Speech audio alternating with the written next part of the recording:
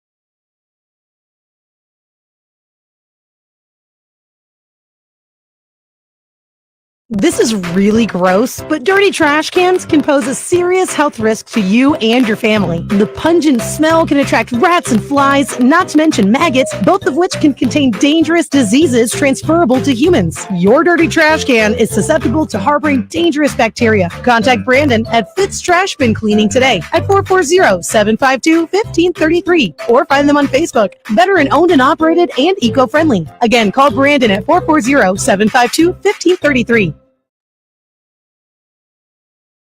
Cleveland, this is for you. talking about balls.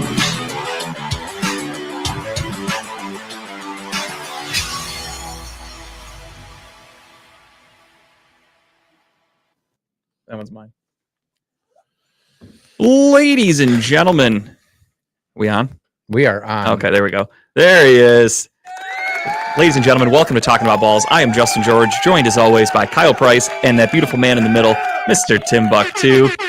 And we have Dynamite Dave here hanging out. What's going on, fellas? How was your Christmas?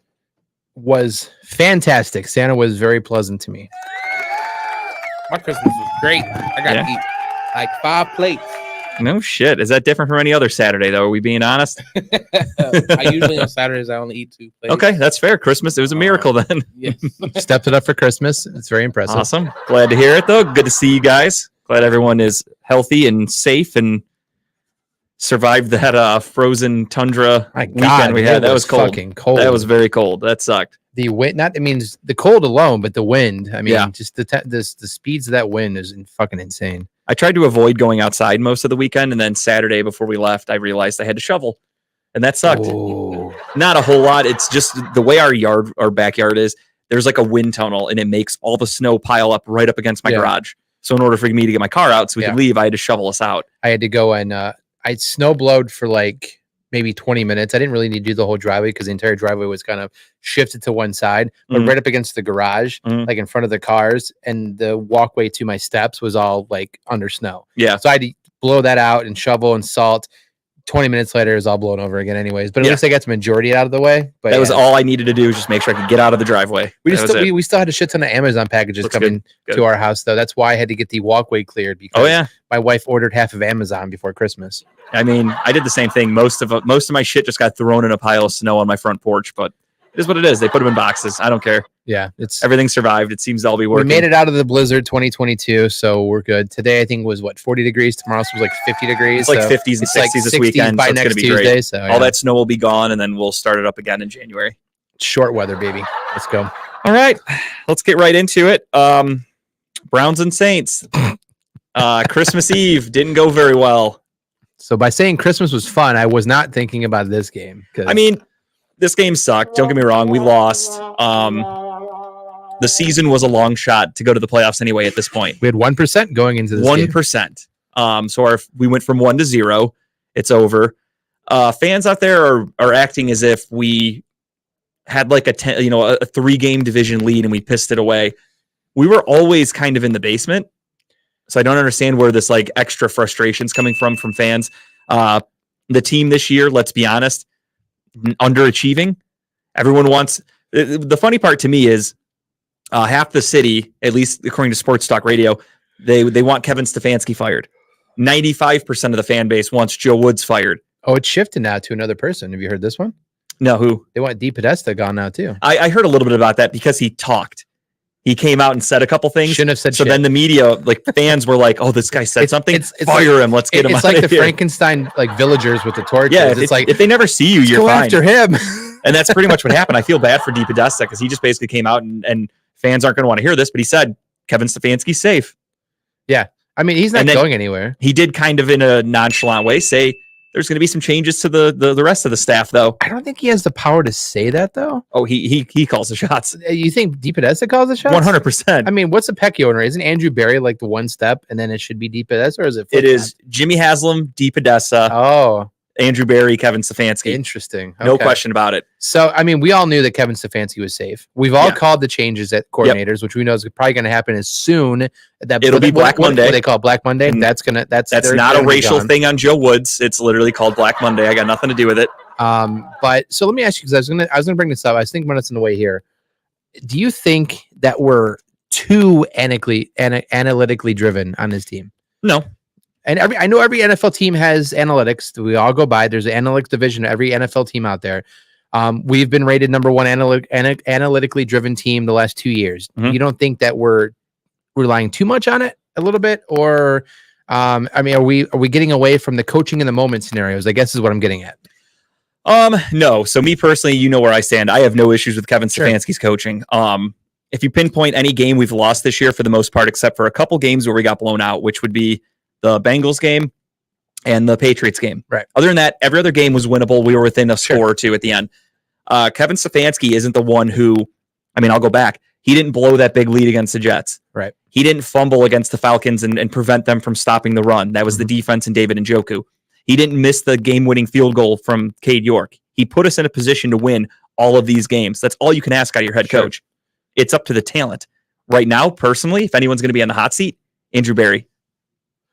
Interesting. Look back at his draft classes. We did talk about that a couple weeks ago. We did, and I've been really diving deeper into his draft classes. Not great. The production's not there. Yeah. This league, and the they've NFL currently, they've been kind of protected too. Yeah.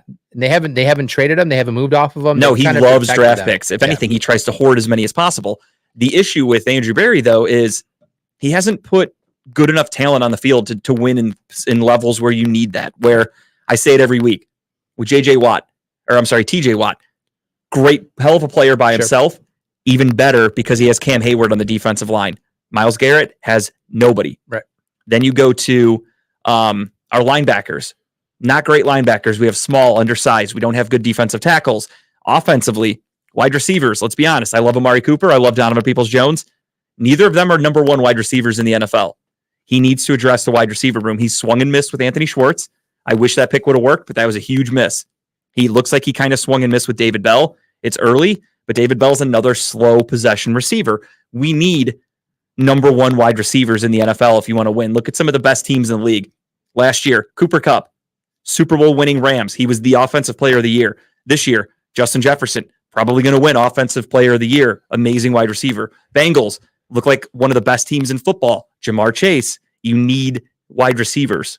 We don't have them. Right. You have Deshaun Watson, great arm, great quarterback. Who is he throwing the ball to? And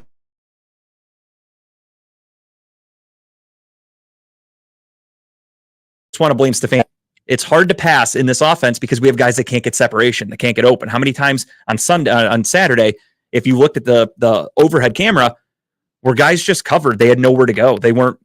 When Deshaun scrambles, they don't know how to move. They don't know how to get themselves open. They just kind of stand there. They run into each other. Guys are running the wrong routes. Guys are dropping passes. That's unacceptable. How are we supposed to move? How is that Stefanski's fault? How do you call a game when you can't trust your weapons? You don't think there's been some questionable play calling on Stefanski's part? Some questionable play calling on his part? I mean, define questionable. It's okay. Let's go to Saturday's Sure. one that a lot of people are harping on right now, which I'm sure it's been talked about. The 4th and 2 play, which I'm sure the pass play. Mhm.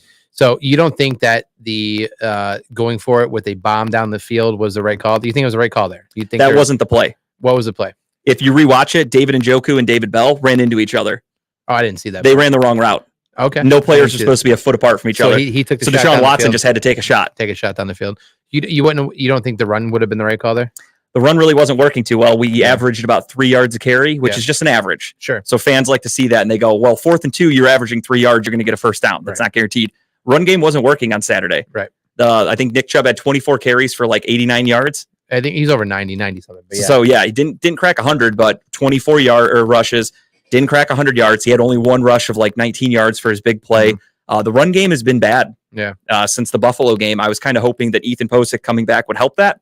I don't know if it's Nick Chubb's foot injury that's hurting us, but the run game's not there. The pass game, I don't trust the receivers right now. They're dropping balls. Right. And no, I mean, I think that play call, it's when something doesn't work, it's easy to say it was the bad decision, but we don't know what really happened. I just went back and rewatched that play because I was arguing with people about it naturally. And David Bell and David Njoku. I'm just being I'm being a Browns fan. And this is what I told people that were complaining about that play. And I said, if you go back and watch, David Njoku and David Bell ran into each other. My guess, because he's a rookie, probably David Bell that ran the wrong route. We'll never know. But that's unacceptable. If you look at, there were other plays. I think the 4th down play where he got sacked and ended the game for us offensively. If you go back and look, there were 3 guys standing right next to each other. Everyone was tweeting going, yeah, I don't think that's the right route for those guys. They're not supposed to all be in a cluster. Right. So guys just aren't doing the right thing. It really makes it tough to move the ball. A lot of crucial drop passes at the end, especially that last play.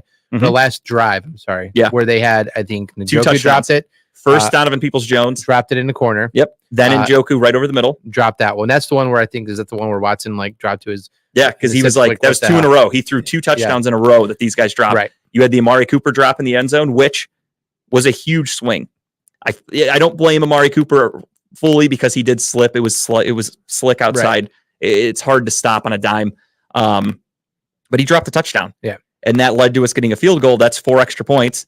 And when we kicked that field goal right there, Saints got the ball, drove down, scored, went to halftime, got the ball back, scored again. The defense gave up right away 10 unanswered points. Yep. Just unacceptable. That 4 points would have been huge that Amari Cooper dropped. He left it on the field. Then we drove down, tried to score again, 2 drop touchdowns. Little things like that where, again, people have this weird vision, if you will, that Kevin Stefanski in the offense is just going to run perfect plays. You're going to throw for 100%. No one's going to drop. You're never going to punt. You're going to score on every play. Not every play is going to work. You're going to punt. It happens. So the fact that he called that quote unquote bad play, that 4th down play that everyone's harping on, and then at the end of the game, put us in a position to tie and or win the game right at the last second. What else can a coach do if guys are dropping the ball? I think what the biggest thing I hear more so is our people just can't get past we have this much damn talent in this team, and we're only 6-9 right now. Like, sure. I think they assume that you should be able to put any coach on this team, and this talent should be able to win games on its own. And I think we're starting to realize that, like what you just mentioned 5-10 minutes ago was the Andrew Berry scenario, where picks, trades aren't really working out to how we thought they were. On paper, we have a loaded team. Offensively, I don't have many complaints except for wide receiver. Defensively, holes offensive galore. Line too. I mean, that's another issue we have to address in the offseason too. But I mean, I don't think you're going to see any changes in the offensive line. Right. I don't understand the Conklin extension. Doesn't make sense to me. I mean, surprisingly, as a pass rusher or a pass blocker, he's rated like 4th overall in football right now. I just didn't see them extending him. No, I didn't either. At this point right now. It just doesn't make sense. Well, it's his last year. Right. I know, but I just didn't think they were going to invest that much of a future into him. I'm sure if we break it down, it's probably more like a 2-year deal, right, with an opt-out for the Browns in the future. So it's a good move for them. Yeah. It's a smart team-friendly contract. But but with how highly rated he is a good. He's hurt. Yeah. I mean, let's be honest. He's out there playing banged up. Most guys are at this point in the season. But a fully healthy Conklin, I think that they have faith that he's going to be fine. So they're looking for the future. I was talking with a buddy today at work, and we were putting some ideas back and forth, and it kind of seems like. I hope I'm wrong, or I'm sorry. I hope I'm right, and I hope that they didn't just swing and miss on so many decisions. But we both talked about it. We're like, maybe they just didn't really go that in on this year because they knew what to expect. So they didn't address defensive tackle. They didn't really get us any stud linebackers. They didn't get us. They traded for Amari Cooper, but that was it for in terms of wide receiver. All year, everybody was saying, "Why don't you get Brandon Cooks? Why don't you get Will Fuller? Why don't you get this guy? Get that guy?" We did nothing. Right now, we have Schwartz out with a concussion. We're down to Michael Woods as our 4th wide receiver. You're playing with a bunch of guys that aren't very good. They don't have a lot of NFL experience. So you're kind of going, why didn't Andrew Berry address this? And I'm thinking maybe they just said, fuck 2022. We're waiting for 2023. We understand how this year is going to go. We have 11 games without Deshaun Watson. We're not going to do anything with this team. He's going to come back, be rusty. It's going to be an adjustment period. Let's focus on 2023. It would explain why they still have a lot of cap space. They have a ton. They did not spend what we thought they would spend this year. I mean, how many times were we talking go after Ndamukong Suh, go after, whoever, this defensive tackle, this wide receiver, go after this guy. We've got the money. They didn't do anything. Right. Because we even said that they have the money to protect themselves when it comes to these big deals that they're signing, with Ward and everything else, and still have money to sign other people in the future. Sure. And they could still spend money, but they didn't. And they're going to I think they're going to lose some of that cap space next year just because of Next year, we're projected to actually have a pretty good amount of cap space. It's 2024 is where it's going to hit us. Yeah. So that's where, again, Andrew Berry will adjust contracts. He's going to turn guarantees into bonuses and things like that, and he'll open up space. We'll restructure deals. That's what they do in the NFL. I mean, that's a good thought. I mean, it's a good theory to think about, is the fact that they just said, fuck it, we're just going to punt for this year. I mean, it pretty much. It is. We make the playoffs. We make the playoffs. If we don't make the playoffs, it is what it is. We're investing in the future. Our franchise quarterback's out 3/4 of the year, anyways. What can we expect? I think the telling sign would be at the draft in 2022 in Vegas. Obviously, we didn't have a 1st-round pick because of Deshaun Watson. 2nd-round pick. We traded it. 3rd round, we had a couple extra picks. We traded some more shit. We got some extra picks for the 2023 draft. So it does kind of seem like Andrew Berry was planning for the future, right? Which is smart. But no, I agree that he should be on a warm seat. 100%. I mean, I don't have time in the offseason. We'll go through it all. We'll actually break down his draft classes over the years. That'll be something fun to kind of do. But realistically, his draft classes haven't been great. He hasn't produced a guy where you're like, holy shit, this guy's like a game changer. Like you have Greg Newsome, great corner. I'll take that back. Good corner. Not great. He's not a lockdown guy. Got He's a not, high ceiling, though, I think. I mean, absolutely. He can get better. I do think if we bring in a better defensive coordinator, you're going to get more production out of him. I think you'll get more production out of JOK with a better defensive scheme. I think you can get more stuff out of if he's even here next year, which it wasn't even his draft pick, if I'm not mistaken, but you have Grant Delpit, who has been playing really well. Grant's he's actually been well playing the last very well. 5 weeks. Yeah, he's done well. So you've got some talented guys. Of course, the linebackers, if you look at it, we have 4 guys on IR. So we're playing with, Reggie Ragland. We had to pick up off the streets, basically. A bunch of janitors out there we signed. Truthfully. So that it's hard for me to hold that against anybody, but it is shitty that fans are just blaming Kevin Stefanski because they don't like one play call. Instead, blame the defense. The offense gave the defense a 10-0 lead last week. Defense blew it. 17-10. I mean, the offense, don't get me wrong, in a shitty cold game, scoring 10 points. I mean, didn't we all? I took the under in that game. It was 27.5.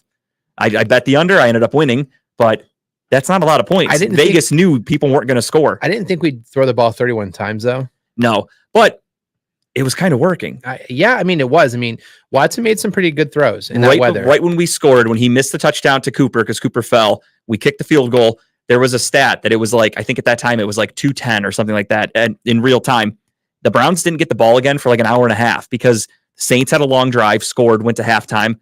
Then the Saints got the ball again, long drive, scored. Browns didn't have the ball for like an hour and a half. Yeah. In that kind of weather, that's not good for the team. It's hard to come back and get hot. So a lot of fans are like, they're mad that the offense didn't get going in the second half, but they were all cold. They were out. They didn't play for literally 2 hours. Yeah, literally. Just a lot of things. I mean, I'm not trying to just keep making excuses for Kevin Stefanski, but I will say I listened to Chris Rose from NFL Network, MLB Network, everything, local guys from Cleveland. He had the greatest line today that I've heard. People asked him, they said, what are your thoughts, Chris? Everyone wants Kevin Stefanski on the hot seat, but it doesn't sound like he's going anywhere. And he said, sorry, I'm going to say this bluntly, but any fans that think Kevin Stefanski should be fired, they're idiots. And he goes, and that just shows me that those fans don't actually watch football. They watch the Browns. That's it. Yeah. Said if they watched all football games like other people do, they would understand that his coaching decisions are on par with what everybody's doing in the league. He's not doing anything different. And that's something I've been saying all along. What Kevin Stefanski does is he puts his team in a position to win every week. We know the defense is a weak link. We know the defense needs a new coordinator. Hopefully that's going to be addressed. It sounds like it will be. And then now Kevin Stefanski gets a full year off season with Deshaun Watson, a brand new defensive coordinator, which you expect to get the most out of these players. And now the sky's the limit for this team. I would assume a very huge increase to the size of the playbook too going into next year. Yeah, very much so. You're going to get a bigger playbook. I think defensively too, depending on who the coach is, I think you're going to get a defensive coordinator. I hope, fingers are crossed, that you get a guy like, I would love Brian Flores for sure. Oh, we've talked about that weeks now. Even if I got anybody like Brian Flores, what, you don't want him to leave? We got a Pittsburgh fan here. Sorry, nothing you could do about it. He's a linebackers coach. Not moving up in year. We offer him that DC job, that promotion. See ya. Yeah. Which you guys are going to have to, because I don't even think I think he'll get a head coaching opportunity before he gets a defensive coordinator job. Absolutely, and that's why I think, and sorry to interrupt you. No, you're fine. That's why I think that they'll offer him a job with the organization so they can lock him up and be Tomlin's replacement. Yeah, which they have to do, because I think he's going to be picked in pride from everybody. Every team's going to want to interview him for DC. Teams with head coaching vacancies are going to interview him for the head coaching job, and he should rightfully so be a candidate for those. He's a great coach. Yeah. So I would love him here, but just if we got somebody like him, what I really like about Brian Flores, what he does. Yeah, no Greg Williams. What I really like about Brian Flores is he adapts the defense to the talent and to the opponent. Which 90% of defensive coordinators do. Right. Joe Woods, not one of them. No. Joe Woods is like, we are running a zone, and I don't give a fuck what happens. And then you watch these guys just pick us apart, and everyone's going, why do they keep doing that? And you go, because of Joe Woods. So there was something that someone, I think it was Monday, I think it was listening on the radio, and they were saying, if you go back and look at the last 5 games the Browns played, the defense does not change. Joe Woods is running the same defense, cookie cutter defense every game, every team he plays, even though it's a different team, even though it's a different offense, even though they run different offensive schemes, they are running the same defensive scheme. Most defensive coordinators change. They change their defense, even though it might be like a zone defense. They'll change how that zone defense is played against certain teams. And It's not changing. it's so apparent too, because when you look at the Browns, how many times did they go to halftime with a lead? Yep. Second half, the opponent comes back and beats us. Yeah. Happened countless times this year. Did you see The that thing? Jets. And trying to cut you out. That No, you're thing fine. today, they came out and said if every one possession game was flip flop this year for the teams that were in one possession, here's like the new records. The Browns are 10-5. Yeah. It's been that crazy this And year. that, to me, that's a testament to Kevin Stefanski. He puts his team in every position to win because we're right there on the door. It's the defense that lets us down. How many games did the defense give up a lead or a late touchdown or a late this, that? And we're going, what the fuck? And as you said, it's because we don't change. The offenses know what we're doing. They go to halftime, they make their adjustments, and then they come out in the second half and they go, okay, if they're going to keep doing this, here's what we do. And then they go back, they score, they win. And then you look at a team like Bill Belichick's Patriots getting blown out against the Bengals. Bill Belichick is Dave and I were talking about it before the show. Great head coach, greatest of all time. What does he do at halftime? Defensive mastermind too. Halftime, he figures out what the Bengals are doing, shuts that shit down, makes a great comeback. If Ramondre Stevenson didn't fumble, they probably win that game against the Bengals, truthfully. Yeah. That's what a good coach does. You make those adjustments because they couldn't stop Joe Burrow in that offense in the first half. Second half, shut them down. That's what you do. The Browns, teams really don't have much trouble against us in the first half. They come in the second half and they go, shit, they're doing the exact same thing. All right, now we know how to beat it. It's more like the first half is more like, let's just go out there and put our toe in the water and see if there's the fish are still in the water biting right now. Oh no, they're still not there. Okay, let's just go in the second half and keep running the same fucking thing. It's And that's like, pretty much they're been just like testing the water in the first half, and they Yeah. say, "Fuck, we're just gonna do it that's even Bill worse." Belichick's like kind of his MO is like the first quarter is kind of like doesn't matter, kind of go out there and just get a feel for the game. Second quarter, you really start to figure out what they're running offensively and defensively. Halftime, you make your adjustments. Yep. Second half, you finish that shit. It's great. That's how you should do it. So We make no adjustments. How many times do you see Denzel Ward and Greg Newsome, who are good man-to-man coverage guys, 10 yards off, and then they run an offensive play and you watch them just drop back and you've got the middle wide open because they're running a soft zone. Man-to-man, you have Myles Garrett, run a man-to-man, disrupt the quarterback, make him cause turnovers. Instead, we're just letting these guys stay wide open. did we figure out why he was benched the first series? No, they haven't come out and said Myles anything. Garrett, I'm talking about. Yeah. I'm curious. That took some balls. I mean, yes and no. I feel like he did something that went against team rules, and that's the punishment that he would do for anybody. I know there's been other players that have been benched for a series or whatever. It probably won't ever make it to the light of day what happened, but No. I mean, it could be anything. Like that was another thing my friend and I were talking about today. We were going over hypotheticals, and we were saying maybe he got pulled over. Maybe the cop let him go, but the Browns found out, and they said like, okay, he was going 80 and a fucking 60 again. And they're like, all right, this just shit's got to stop. So now you're benched. And my favorite thing are Browns fans that are bitching about Stefanski benching him. And they're like, how do you do that in the biggest game of the year? Like they went 3 and out. They punted. It literally meant nothing. yeah. Him not being on the field literally meant absolutely nothing. Also, though, it might hurt his like a bonus because he technically didn't start that game. So he might have a bonus that says if you start 15 out of the 18 games or 17, whatever, you get $2 million. And they said, well, fuck it. You're not starting this game. You're on the bench. It's something would like suck. that, which I mean, fuck him, whatever he did. It could have been anything. Maybe he came in and was, talking shit to coaches, bitching about Joe Woods is my, I guess, dream is what he was doing. Yeah. Is he was in the locker room just talking shit, like telling Joe Woods, like, you're going to be in the fucking unemployment line in a couple of weeks. Like, I can't wait to never see you again. Like, just talking mad shit. Or, who knows what he did, honestly. He could have been late to a practice or a meeting or whatever. I don't think it'll ever come to light. That's what gets me too. So these defense and offensive coordinator were handpicked by Kevin, right? So Mhm. do they And Deep Podesta and Kevin. does the firing stop at Joe Woods on the defensive side, or do you think it's just him? No, it'll be his whole staff. The entire staff's gone. I would say I'd say 90% of the staff. They might keep a couple people. Right. And then we said the special teams coach is probably gone too. I would assume Mike Prefer's gone. I don't really see a reason to keep him. You have Jakeem Grant, who of course got hurt, so it's hard to blame. It's hard to blame Prefer for the return game because you did sign a guy specifically to return. But Ford's been doing well the last couple weeks. Yeah, he's been fine. Yeah. Nothing. I have no complaints in that department. But it's Cade York missing all these kicks. You're not going to get rid of your 3rd round rookie kicker, so somebody's got to take the fall. That's Mike Prefer, unfortunately. I think. Yeah. So I'm curious. I mean, it's going to be happening quick. I'm Yeah. sure, and I hope they find someone quick too. Yeah. And just get it out of the way. The so they have only a full problem is going to be offseason. depending on who they're going after. If they're in playoff games, that makes it really tough because Pittsburgh's not in playoff games. We're fine. yeah, So Flores will be defensive coordinator by Tuesday after the season ends. And then Special teams, I have no idea. I haven't even looked at who could potentially be a candidate there. Another guy to keep an eye out for, I don't remember how to pronounce his name. It's really fucking weird, but the defensive coordinator in Denver, now that Nathaniel Hackett got fired, he's a great defensive coordinator. I'm assuming the new head coach is going to gut everybody and get rid of everyone. So if he becomes available, I would take him in a heartbeat, but he also might have head coaching I opportunities. wonder who would want that job in Denver or who would be up for it. To be the head coach? Yeah. I'm trying to think like who Just out about there right anybody. now. A head coaching gig is I'm just trying to think highly right now who coveted regardless would of the be team. like a big. Mike Vrabel. I think he wants out of Tennessee. Yeah, I think we've said that for Yeah. a while now. That'd be interesting for him to move over to Denver. We'll see. No, I don't think the pros want Ryan Day. He I needs just- to prove himself a little bit more. I just can't believe that Russell Wilson took that steep of a dive in the wrong direction. I mean, they're doing the right thing. You invested all that in Russell Wilson, so now you fire your coach because it's like, all right, we can't. It's just like the Cade York situation. You're not going to fire Russell Wilson, Right. So somebody's got to take the fall. So you fire the coach. You hope that they get a little rejuvenation. Now that you officially have Russell Wilson, maybe you let him pick the next head coach. Someone that Somebody he's works well with comfortable. him. Yeah, somebody he's familiar with. Maybe there's a coordinator with Seattle or something that you can pry.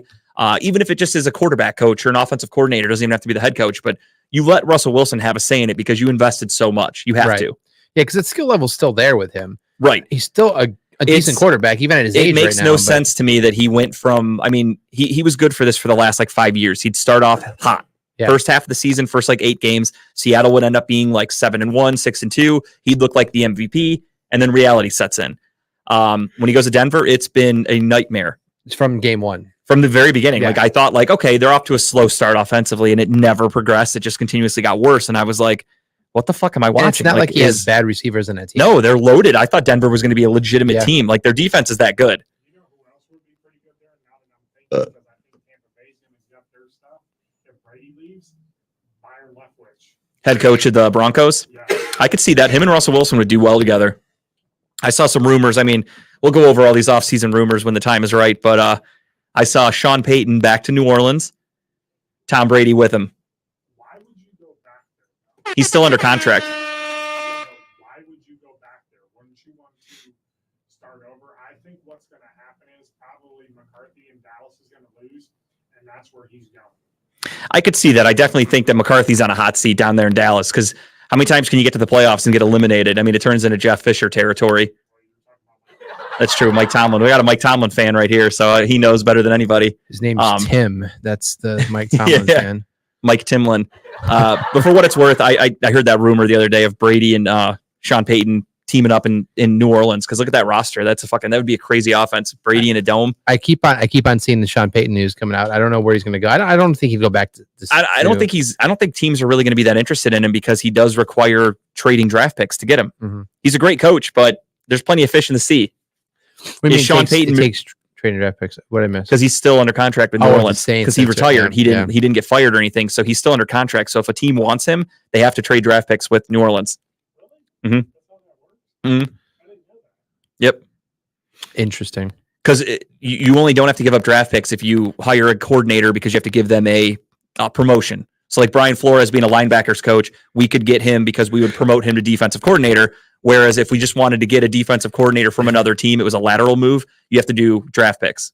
So head coach to head coach, it's a lateral move. You can't get any bigger than that. Unless they're fired, then yeah. unless they're canned. Yeah, absolutely.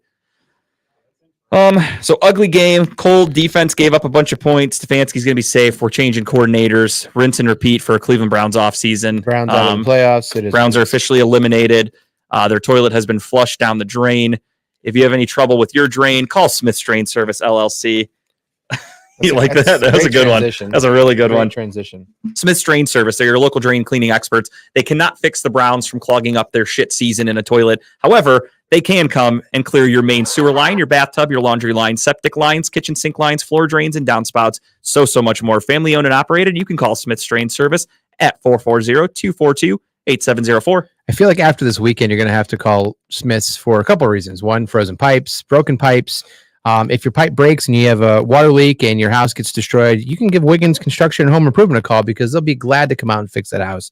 Or commercial business you have. They take care of bathrooms, kitchens, windows, doors, siding, and much more. Give Will a call today at 440-731-7654. Tell them that Team Redline sent you. Now, Joe Woods is more than likely getting fired, so I really hope that when they hand him his walking papers, they also give him a little something to remember his time in Cleveland. If they want to get him something really special, you obviously go to Incredible Keepsakes. They make T-shirts, cups, binders, keychains, you name it. Incredible Keepsakes can make it customized for you. Official merchandise provider of Redline Radio LLC and all of the show hosts. Call today, 440-242-9648, or go to their website at incrediblekeepsakes.com. As Diane would say, cherished moments are made to last forever. Well, just like the Browns front office is going to do, they're going to take out the trash this offseason. You know who else takes out the trash and make sure it's clean after you can put new trash in? It's Fitz Trash Bin Cleaning, LLC. They'll come out to your house to take those dirty old trash cans. They'll put them up in the machine that they have. They'll power wash them out. They'll sanitize them. They'll make them look pristine and new for you. Fitz Trash Bin Cleaning is a locally owned, eco-friendly trash bin cleaning service in Northeast Ohio. Serving North Ridgeville and surrounding areas. Give Fitz Trash Bin Cleaning LLC a call today at 440-752-1533. Reach out, tell them Mention Redline Radio sent you. Get 10% off your first service. Now, assuming Brian Flores is going to be the next defensive coordinator of the Cleveland Browns, when he gets to town, I don't know how familiar he is with Cleveland. So what he's going to want to do, he's going to want to reach out to All Access Realty. If you're a family who's thinking about buying or selling your home, or your business is looking to upgrade, contact Frank Sabochin at All Access Realty. Frank is a veteran. He served this country and is now serving the community. Frank is also committed to keeping our veterans, or to helping our veterans. I'm sorry. If you know anybody with, if you know any housing opportunities for our vets, please contact Frank today at 440-391-7430, or give him an email at frank@allaccessrealty.com. So I've got no transition to this next one, but I just wanted to mention it because I heard they have some shows coming up. Bad Juju, we don't talk about them enough on here. I've yet to go to a show of theirs, but I hear they're amazing. That'll change soon. They are a official sponsor, the official band of Redline Radio. They do all kinds of shows all over Ohio, I think in other areas too, and other states. Give Dan a call today if you want to book them. 440-225-0511. They are very busy, very popular. I suggest you give them a call. I'll talk to Dave and see if he can hire them for Joe Woods' going away party. That would be nice for them to play. So when we hire Brian Flores, it's just a straight shot on 90 to get to Cleveland from Pittsburgh. So it's pretty easy. So when he's driving on the highway, he might notice those little reflector things in the road there in the middle. You know who's helping put those down? That would be our friends at Dynatech. Oh, yeah. You know, Dynatech, they're testified by many satisfied customers. Their diamond saw blades are the fastest cutting, longest lasting. Their customer satisfaction is how they measure success at Dynatech. And let me tell you, their measuring stick is long. Dynatech is a great company, great owners, great people. They make everything. They're actually kind of switching up from making the saw blades to doing those little reflector things on the highway. I don't remember exactly what they're called, but it's a big business and they're doing very well with it. And I'm very, very happy for our friends at Dynatech. I look forward to seeing them again, hopefully next month with another remote. But if you're into any type of construction needs, they're the only saw blade company recommended by the pavement marking manufacturing industry located in Elyria, Ohio. They're committed to being the top diamond saw blade company around the world. Their products include saw blades, abrasive blades, pavement marking blades, core drill rigs, core drill bits, high-speed gas saws, masonry saws, walk-behind saws, tile saws, and other construction equipment. Give them a call at 1-800-446-9001 or give them an email at sales@dynatech.com or check it out at dynatech.com, dynatech.com. That was a long ad read. Mm-hmm. It's a good one, though. They earned it. Dynatech they gave me barbecue and a hoodie. They get the longest ad reads in the world. So we're sitting in this amazing state-of-the-art studio, Studio 2. It is the official Growing Wings Adult Services studio. Growing Wings Adult Services is 5 years of experience with taking care of adults with disabilities. If you want more information on it, please give Lisa a call at 234-334-7547. Amazing sponsor.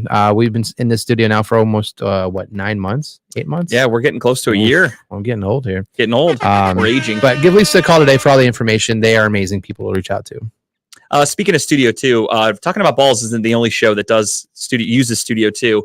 Sunday nights, you can check out Steel City Renegades, a.k.a. the Steel City Running Lates. We happen to have 1/3 or 1/2. I don't even know who's on that show anymore these days. There are 7 to 9 on Sunday nights from Studio number 2. Also, 4th and 15, hopefully coming back soon with Mel and Smooth. That'll be great to see them. I actually talked to Mel a couple weeks ago. He called in the show. It was great to hear from him. 4th and 15, Saturdays from Studio 2 from 2 to 4. But Studio 1 has great shows as well. Saturday nights, you got TMI from 10 to midnight. Starting them off, though, you've got Comedy and Cocktails with Jen on Saturday nights. Kevin Kwan, Professional Unprofessionals on Sunday afternoon, and Medium Ratchet from 6 to 7. Monday nights, you've got Just Therapy with Sean Boyd. Tuesdays, you've got our very own Tim Buck Tuesday. The man, the myth, the legend. Yesterday, he had a great show. I love listening to Tim just talk about life and his future and plans that he has. It's really cool to hear that, to hear somebody's a different perspective on life. I really enjoy that kind of stuff. I don't need somebody breaking down the news and doing shit like that all the time. Somebody talking about their own life is sometimes more exciting than anything you'll see in the media. So I respect that about Tim, and I really enjoy his show. So check it out on Tuesdays from 6 to 8. Also, you can check out Gary Wenner spinning the fucking hits from 6 to 10. He does take requests. Give him a call. I believe it's the first Tuesday of every month. He does 80s. Yep, 80s. And then, again, like I said, he'll take requests, and he'll play anything, shit you haven't heard on the radio in years. If you want to hear it, Gary Wenner's going to spin it for you. Broad Street South, they're on a bit of a break right now. They'll be back from 8 to 9 with Angel. And then Wednesdays, you, of course, have Talking About Balls from 7 to 9 at Studio 2. And Studio 1, She Vibes from 8:30 to 9:30. Welcome those ladies back. They're healthy and ready to end the old year and start a new one. And they're going live here in a little bit. Thursdays, you've got For the Culture. You never know where Dub's going to be. Dub in a truck. God knows where he's going to be coming from tomorrow. But I love it. I love every time he comes on. Every time he's on, he's a good host. I heard my voice crack. That like mouse thing, was that Tim? Fucked me up. There we go. And then you've got Lex Vegas show from 7 to 8. And then right after him, you've got Club Pizzle from 9 to 10. We got to meet Don a couple weeks ago at the Christmas party. He was awesome. Broad Street South. 8 to 9. And then Money's Crazy soundtrack from Studio 2. Actually, not Studio 2. I'm sorry. He does the Red Line app exclusively. Grapevine. Friday nights from 6 to 8. That voice was throwing me off. I was listening to myself. From Studio 1, you got Money's Crazy Mind from 8 to 10 on most Fridays. It sounded like you were just possessed for like 2 seconds there. I kind of was. I felt possessed reading you went that from board. like a midget to the devil in like 2 seconds. I went through puberty live on air. I'm glad you guys all got to hear it. Your balls dropped while we were just talking about balls, literally. All right, that was our ad reads and our show rundown. I think we need to just come up with a cool ad read, and those were the ad reads. We need a sound. That would be cool. That's our robot telling us mission accomplished. I literally just thought I had a stroke there, Tim. Jesus Christ. I am Johnny 5. But yeah, the Browns are officially eliminated from the playoff contention. We've been here before, folks. It's nothing to worry about. We know. We know how to proceed this offseason. This is something we talked about before the season started. Obviously, we're fans. So as fans, you come into these games, into the seasons, I should say, and you never want to accept defeat. You never want to go into a season and say, not that they're tanking, but that we're expecting to not win. Every team, even the worst teams in the league. I bet the Houston Texans came in this year. I as a card collector, I saw Davis Mills cards start skyrocketing because Davis Mills looked okay for the Texans last year for the second half of the season. So I'm sure if I followed Texans sporting social media accounts, there were fans that were going, this is our year. Texans are fucking good. Davis Mills is the man. Then the season starts, reality sets in, and here we are. Houston Texans are probably going to have the number 1 overall pick. They got a feisty team, though. I give them credit for that. They're playing well, but it's not a good thing, in my opinion, when you have a team that sucks and then for the last month they win a couple games, because that might save Lovie Smith's job. And it kicks them out of their first position, maybe too. No, I think they'll be okay there. Last time I checked, I think they had like a 2-game lead for the number 1 pick. Actually, no, not anymore. It's only one because 2-game lead. This sounds so funny. They have a 2-game losing lead because they want that. You want the number 1 Who's pick. currently winning the NFL season for first round pick? I think Chicago is second, which that would be good for Chicago because Chicago could trade out of that pick and get a fucking boatload because they don't need a quarterback. But the Texans need that number 1 pick. They need to be able to take Bryce Young or CJ Stroud, whoever they want. But I guarantee even Chicago, you go into the new season and you're like, this is our year. Chicago actually started off pretty decent. They won a few games. They haven't won in a while, but they thought they were going to be good enough to where they traded away for Chase Claypool. Like they were trying to make some moves to take them to another level, and it didn't work. They'll be good, though. Justin Fields is starting to show a little bit of something here. I mean, there's a lot of people that bash him and say, like, oh, he's a running back. He's not a quarterback. But I also think he was dealt a raw hand. I said last year, Matt Nagy is a horrible coach. He was not developing Justin Fields properly last year. So I almost consider this to be Justin Fields' rookie year, to be honest. He's had a hell of a year. And he's had a good fantasy year in terms of actual like football play. Sure. It's been hit or miss. But again, this team's in a full rebuild. They gutted the defense. They traded Roquan Smith. They traded, I forgot his name, a defensive end. But they traded a lot of people away. Quinn? Yeah, Robert Quinn. Yeah. They traded away Robert Quinn. They traded away Roquan Smith. Offensively, their offensive line sucks. Their running backs are okay. They have David Montgomery, Khalil Herbert, who got hurt for most of the year. They have Chase Claypool at wide receiver. That's about it. They need to get him some weapons. Justin Fields is pretty much doing it on his own. So, Right. And I think that's just, they're young. They don't have a lot of talent. I think they will be How able to many put it together. TikToks have been made though since he's been to Chicago? Was he the TikToker? He was the TikToker. Was he? I know Juju was a big TikToker too, wasn't he? Then Chase took it over because I didn't know passed that. torch, I guess. Right? Okay, I didn't know that actually. I don't really use TikTok that often. I probably should, but yeah, the season's over for the Browns. A lot of teams, you go into the season thinking things are going to be better than they really are. Kudos to Stefanski. This was another thing Chris Rose brought up. Chris Rose was like, "You guys want this guy fired," but he took Jacoby Brissett, who at one point there were a lot of fans saying, "Why don't they make a package for Josh Dobbs?" Remember those fans? Yeah. They're the same ones that were now saying Jacoby Brissett was better than Deshaun Watson.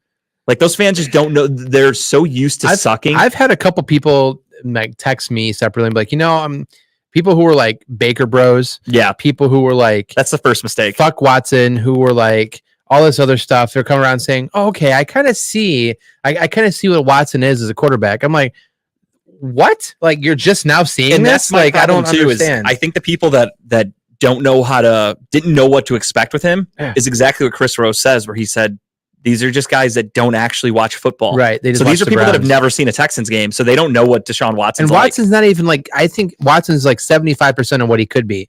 Like, maybe less. Probably less. Honestly, less. But you're getting amazing. You're getting spot throws, dime drops dropped into people's hands. Yep. You're getting throws in the back of the end zone, throws from hashtag to the other sideline. You're getting runs. You're getting all these different plays. First rushing touchdown happened on Saturday. Looked amazing. Right, that you're not good. That you've not seen before. And now you're like, oh, this guy's actually knows how to play quarterback. Well, and no that's another thing too. shit. That I mean, don't get me wrong. You want to win at any means necessary. You guys know how I feel about winning. Deshaun Watson was able to run the ball pretty well on Saturday.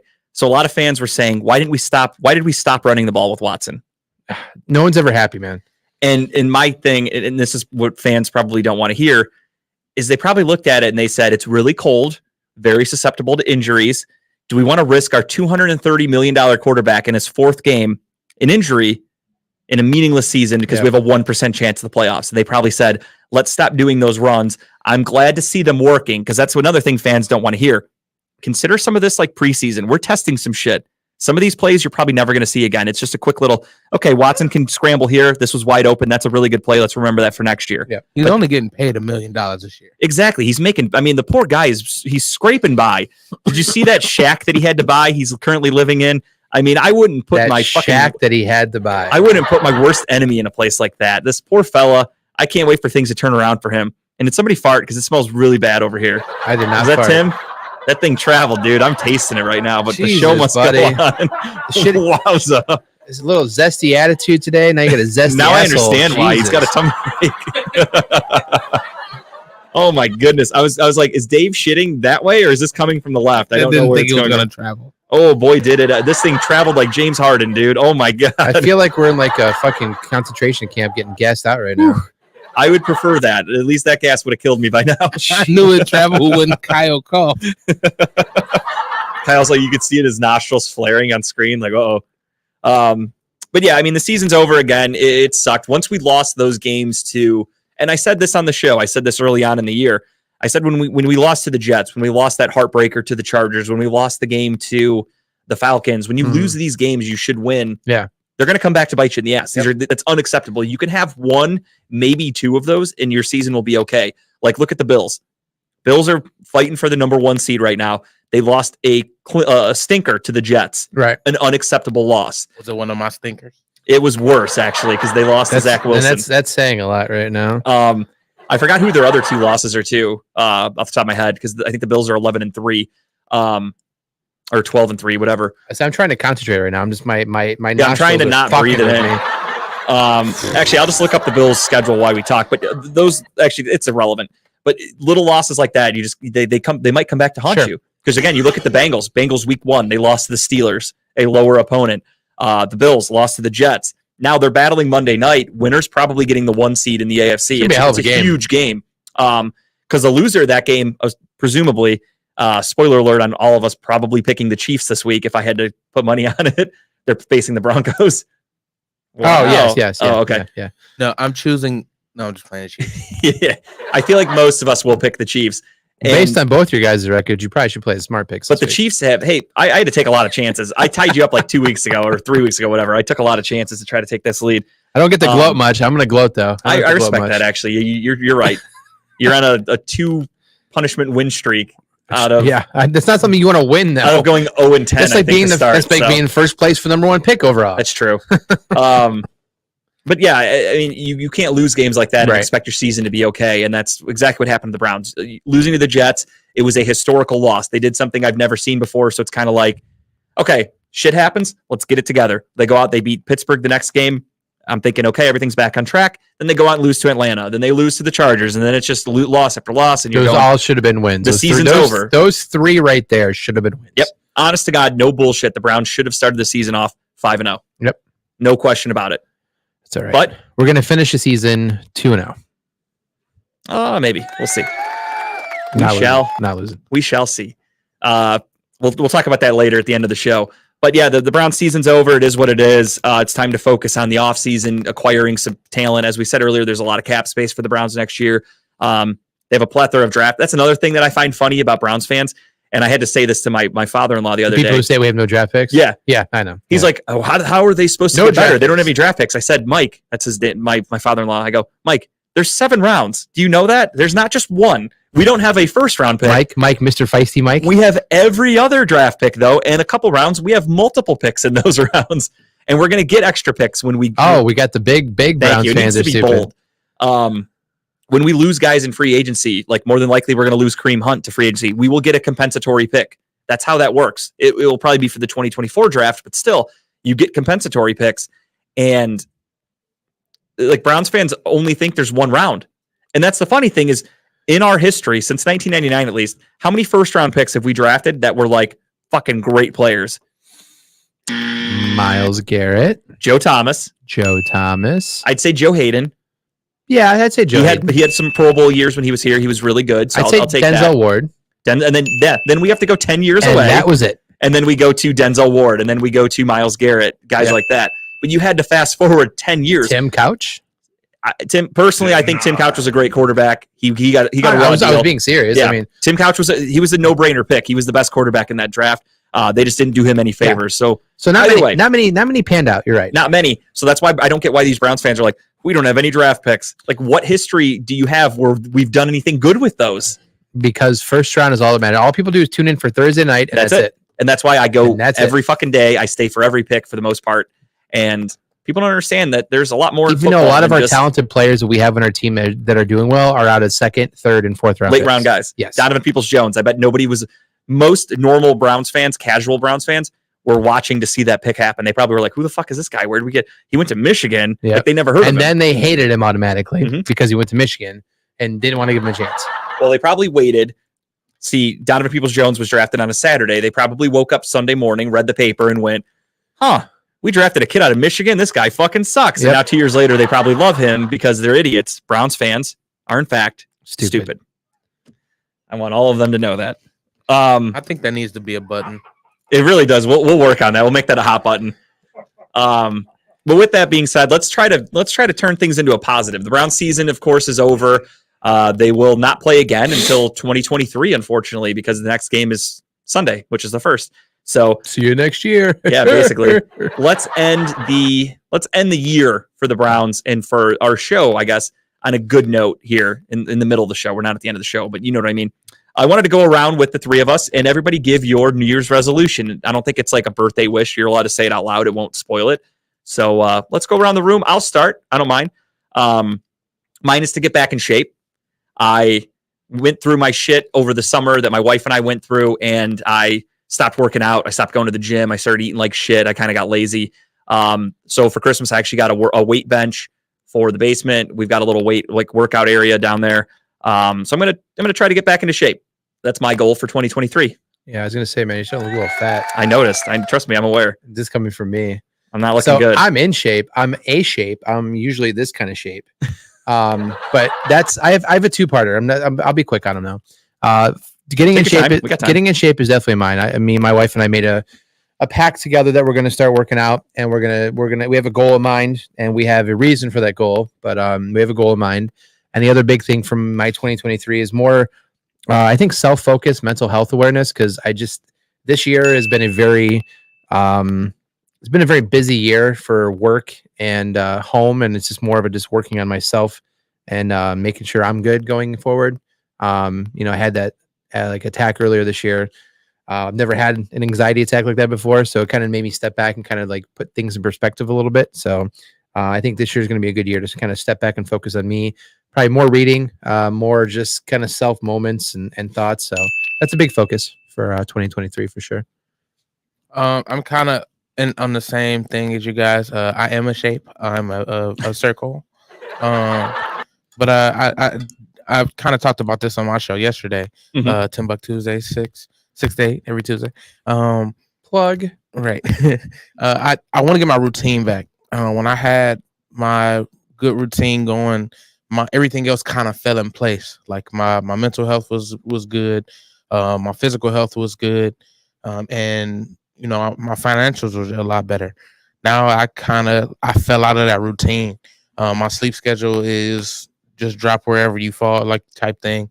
I have been taking more. I've been getting a little bit more rest, but it kind of has taken away from other things that I shouldn't allow it to take away from. So I want to get back to a good routine. I just telling my roommate, yeah, let's get up at 5 a.m. every morning. We're building a gym in our basement as well. Hell yeah. We putting a punch bag together. So we're gonna get down there 5 a.m. We got I got an exercise bike and elliptical, and I got some weights. So I mean, like, I have no reason to not get back in that mindset of getting everything back together. So that's kind of what I want to do. Not kind of. That's what I want to do. Good resolution. Hell yeah. Well, fellas, I wish you guys all the best. Let's do it. If you guys need any motivation or anything, we turn to each other. We should, since our goal is our resolutions all the same, right? The first one, at least, it's all weight loss, right? Mhm. We should do a little 3-way competition, maybe a 6-month in type thing, maybe 3 months, I don't know, and see who has maybe the most progress out of all three of us. Maybe Sure. a little challenge, small side challenge, maybe a little side bet for something. We could do that. What do you guys say? I like that challenge. I like that. Hold ourselves accountable a little bit. Maybe we'll do like a month check-in, kind of see where we're at. I'm down. I was just at the doctor a couple weeks ago. I weighed in at 255, which is not bad. I remember when I was 255 I usually back in high school. I'm usually around I like was in kindergarten. anywhere between 230 and 250-ish, give or take. So for me, it's just more so I stopped working out. Like I stopped weightlifting Sure. and doing all that. So that's what I'm In going to fairness, so be we'll focusing have on. to figure out a way to do it correctly. We can figure this Right. out because Like I'm not going to be dropping a ton of weight personally. no, because like Tim and myself, we probably the first things the weight we lose would probably be a lot of water weight, Sure. which is I'm a bigger dude. It happens. Yeah, So I absolutely. don't want to go pound for pound because I think we'd probably win that. But we can figure a way to percent whatever to. I mean, I body. look at it as there's no losers in this competition if we all lose weight. But let's do that. Let's start January 1. Technically, we're We'll- actually all losers, but that's a good thing. I think January 1 we'll come in with like maybe our weight if we want to, and then we'll just see how month to month goes. We'll see Let's what do it. happens. Why not? Somebody said do weigh-ins live in studio, so no one can lie about it. I could take a picture. I work at a hospital, so I get on the scale kind of every day. Not every day, but when I Yeah, I mean, really Tim's got feel- no shame. Tim weighed himself at Dynatech. We were behind the scenes. It was off. The show wasn't happening. Tim fucking went right on it. He doesn't care. I won $1 off that, by the way. Yeah, I Kyle called was the closest. weight. I literally I was at the doctor 2 Fridays ago or 3 Fridays ago, whatever, and I was 256, I think, technically. I But think I had to hold your boobs for a minute, so I knew exactly what the weight was, and then I got it right. So He did hold my boob. He had been waiting to hold my boob for the longest time. it's been a wish. It's been a wish. I was gonna have that as my New Year's resolution, but check that off. I feel like that's collusion then. If before the weigh-in, Kyle felt a boob, I didn't feel anything, so I didn't get any comparisons. So we'll have to do that one again. Matter of fact, we should try to get a New Year's or first of the year remote at Dynatech, and then we do the weigh in there. That's a good idea. We can do that live on Maybe the show. January. Let's do that. Yeah, let's do Does that live it on still the show. happen in January? Hopefully, Dave. Yeah. Talk with Glenn. I know he said after the 2 conventions Mhm. to come talk to him. So one is, I think he just left for one, and then he's coming back on the 5th or 6th. Okay. So when he gets back, I will ask him. Yeah, that'd be cool. Do it. Yeah, that do it works. live on a show that we have our preset weight, Yeah. and then each day we had just bring a scale in or whatever, and Tim can weigh at work, whatever, and show us, and then we trust each other's word, obviously. Absolutely. I would break any house scale. So, But anything, Yeah, I was gonna say I have one, but I don't know if it's anything compatible in with Tim. this If I'm being honest. direction, anything in this direction is a positive. So as long as we're doing this, Right. it's a win for everybody. But I think kind of cool to hold ourselves accountable for the first couple months of the year. See what happens, and maybe celebrate. A little bet we'll figure it out. But hey, I think it's a good way. We all have the same resolution. Let's work on it together. I think. Let's do it. I didn't really set any goals last year, and I believe that was another big thing. I didn't either. I usually don't, to be honest. Like usually the new year starts and I'm kind of like, I have some things in my head where I'm like, all right, I want to try to do this, try to do that, but I'm never really like stern with it. That's when my life changed, is when I started setting goals. Because I didn't believe in setting goals. Cause like I don't like setting expectations, because when you set expectations, you know you get let down. Yeah, if you don't hit it, you feel defeated. Right. So now I've changed that. I just didn't set any last year. So I want to get back to that. My biggest downfall is that I enjoy alcohol too much.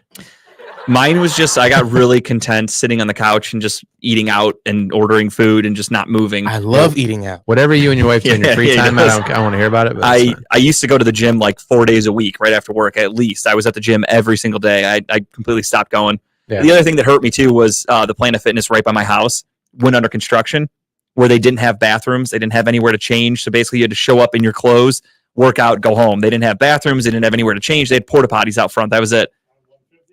No, on Smith. Oh, actually, yeah, it is 150th. Yeah, right there in Brook Park. Oh, really? What time do you go? Normally in the afternoon, like probably 4 to 6. Okay, And then I'll probably see you up there then, because I'm gonna start going back. I got out of work at 3:30, so I'm usually up You there right guys around can walk around in the 3:45. bathroom naked together now. let me know. Yeah, absolutely. I went up there just the other day to check it out because they finished all that construction. It looks fucking beautiful. It looks so different. So I'm excited to start working out again. And like I said, my wife got me the weight bench. We have a treadmill. We've got exercise bikes. I got a lot of workout equipment in my house. If I'm too lazy to leave on like a weekend, that's good. But I'd like to get back to Planet Fitness because I like working out there. I had a good routine. Well, there we go. There's our goal, 2023. We're We're all getting in better doing shape it together. because I figure we're doing this show on air. You guys look at us now. I used to just do a podcast where I could do it in my pajamas. It didn't matter. Now you have to see me every week. I got to look a little bit more presentable. I just want to live longer. That's a good goal, start too. Yeah. At the rate I'm going, I mean, I wouldn't say I'm gonna die, but like, Hey, we all are, buddy. right. my dad getting prostate cancer kind of like shook me a little bit, because it's something my grandfather had. He has it, so I'm almost destined to get it. So if I put myself in at least a healthier situation, Sure. when it's time to fight it, if I do have to face that bridge, at least I'm in a healthier mode to be able to attack it. Anything you could do to better the odds. That's it. Absolutely. I like it. All right, fellas. Well, let's do it.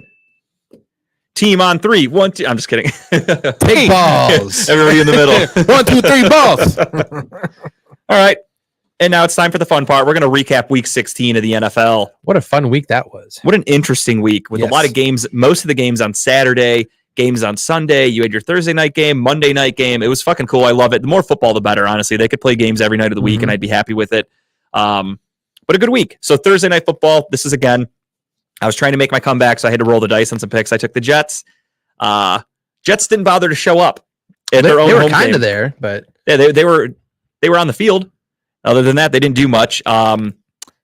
Zach Wilson got benched for a guy that I'd never heard of it's like before. deja vu all over again. And I had to text my friends. And I mean, don't get me wrong. Even though I know I lost this pick, I made fun of them so fucking bad. I have been relentless to my Jets fan friends about. I tell them that they're allergic to good quarterbacks. I'm like, you guys took Sam Darnold and Zach Wilson, and you said fuck you to Trey Lance. You said fuck you to Mac Jones, to Justin Fields. I'm like, you guys are fucking idiots. You traded up for Zach Wilson. I rub it in their faces every day. But yeah, the Jets did not show up. It was a horrible game. It was ugly. It was rainy. It was shitty. Most Jaguars, typical Thursday night games have been horrible this year. yeah, this one was no different. I watched most of it again just to talk shit to my friends. And when that kid came in, I called him Tebow Light because he was a white guy that ran around a little bit and couldn't throw the ball. So I just kept calling him Tebow Light to make fun of them. Jets suck. 19-3. The Jets are now 7-8. They were holding a firm wild card position a few weeks ago, and now they are on the outside looking in. And I love every second of it because this collapse is reminiscent of the Mets collapsing and pissing away their division in baseball, which my friends are Mets and Jets fans. So I just keep bringing that You up, just and I'm keep like, on piling on. I don't send you? the Reggie Miller gif of him doing the choking thing almost daily to them. I Do they have love a it. favorite basketball team? They like the Knicks. And I made sure to tell them that I'm so happy Luka embarrassed the fuck out of them last night, and it couldn't have happened to a better team. Oh, I let them hear it. Don't you worry about that. So yeah, that was a Thursday night game. That game sucked ass. Now we go to Saturday for the fun ones. The Bills 35-13 easily take care of the Bears and Justin Fields. Saints beat the Browns 17-10. Chiefs handle the Seahawks, another team that started off red hot, and they are now struggling to try to stay afloat in the playoff spot. Chiefs win 24-10 over the Seahawks. Giants tried their best. That was a good game. That was a really good game. Giants made a good comeback, tied the game up, and a 61-yard field goal from Who? ex-Cleveland Brown Greg Joseph. Oh, There's by the way, there are so many ex-Cleveland Brown kickers in football right now. Yes. It's kind of insane. I completely forgot that our punter was on the Giants who duffed that fucking kick 2 weeks ago. Yep. I forgot Scottish Hammer. I forgot that was him. Greg Joseph is kicking. Chase McLaughlin is kicking. He's an ex-Brown. I want to say there's a couple other ones. There's another one like Daniel something.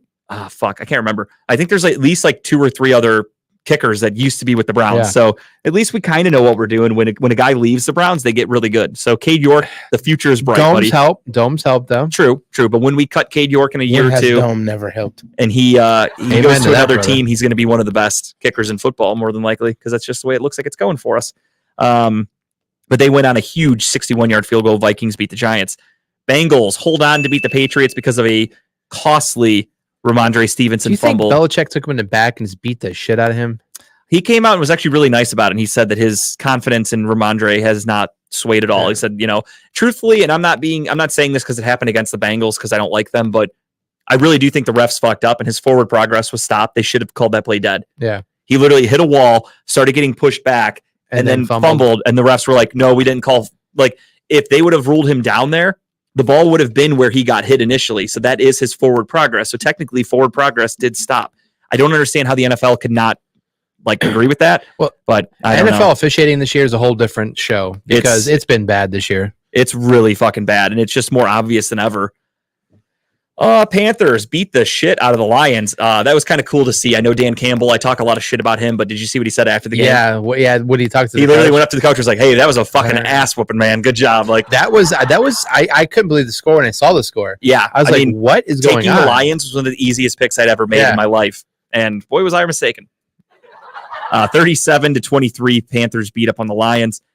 Ravens beat the Falcons 17-9. Another game without Lamar Jackson, looking like He's this out weekend as week well. too, yeah. He hasn't practiced yet. They haven't officially ruled him out, but it's not looking good.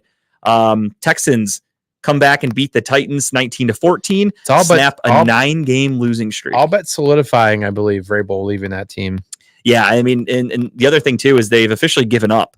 So they are 7-8. Jaguars are now. Let me get to they're 7-8 also.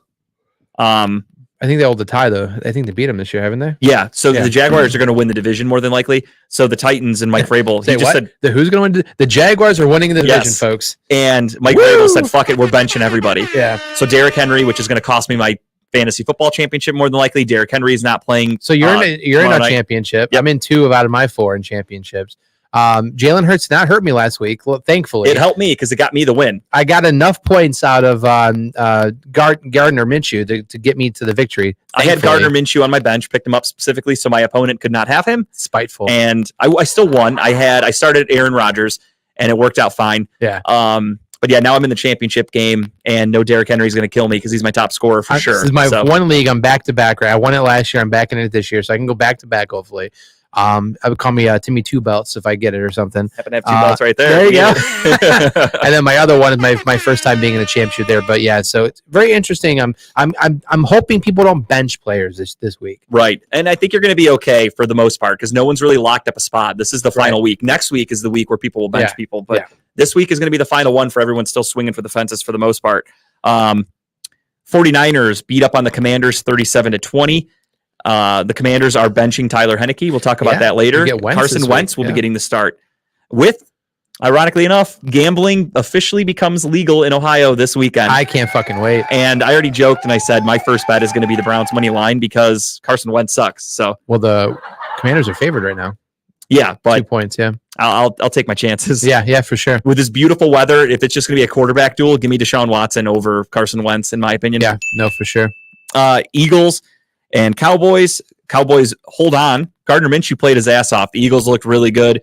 34-40 for 40 to 34. That was a Sorry, good I did game, too. backwards. That was a good game, Steve, too. I know, cannot wait to fucking gamble. I've got 5 apps loaded with all my free money. I'm ready to Same go. with me. I've signed up for everything to get every bonus that I can get. I'm ready to go. I've been betting for years on Bovada illegally. It's a Costa Rican website. Now it's more of an easier, user-friendly app. I'm so excited. Can't The wait. fact that I can just walk up to like Rivals down the street and just sit at a bar, drink and bet because they're going to allow. Like, Yeah, they have so a the sports bowling book alley there. at Bowling on Thursday is going to get two gambling. Of course, it machines, too. sucks, but you only get one Thursday night football game out of all of it. Right, exactly. But take the good with the bad. Actually, is there even a Thursday night game last week? I think the season everyone plays on Sunday, I'm not sure. so you might get nothing. That But you kind can of still sucks. bet any other team. There's Right. basketball games you can bet. Sure, Whatever. You can sure. put your ticket in for the week if you want to. Let's spend the day. If I didn't at have family Sportsbook. shit to do on New Year's Day, which I'm not Yeah, happy I thought about going down because I want to check out. I want to in the fucking worst I went way. down there 2 weeks ago to check out the Jack one. Yeah. Very beautiful. We walked I'm around down there. actually. I just thought about that. I'm going to the Cavs game Monday night, so I'll be right downtown. So I can bet. I can bet on the Cavs right before the game starts. Well, do that also, but the Caesar Sportsbook is now open inside the queue Mhm. as well. So I haven't seen. Excuse me, I haven't seen that one yet. I haven't been to the queue in Jack a while. is beautiful. So the Jack has all the nice stadium seating, kind of like Vegas does. But Mm-hmm. you can actually, they're actually making you rent out certain seats Oh, if really? you want to. But there's also free seating too. Okay. So and you can sit out there, but the TVs look beautiful. There's a couple of areas I don't agree with, but they have roulette tables and blackjack tables right there too, That's right in badass. front of the big TVs. Which is it's beautifully set up. So Steve, I'll take a rain check on that, but let's do it. I want to fucking go to a sports book for Yeah. sure. I can't do it this Sunday. My wife's mother was ill, so she canceled hosting Christmas. So she's having Christmas on Sunday, damn it, Terry. and I'm not happy about that. I was like, "You realize football's not over?" And Tara's like, "Well, it's at like 3 or 4." I'm like, "Well, it's going to be after the Browns game for me, regardless. I don't give a fuck what time it starts." Steelers come back and beat the Raiders.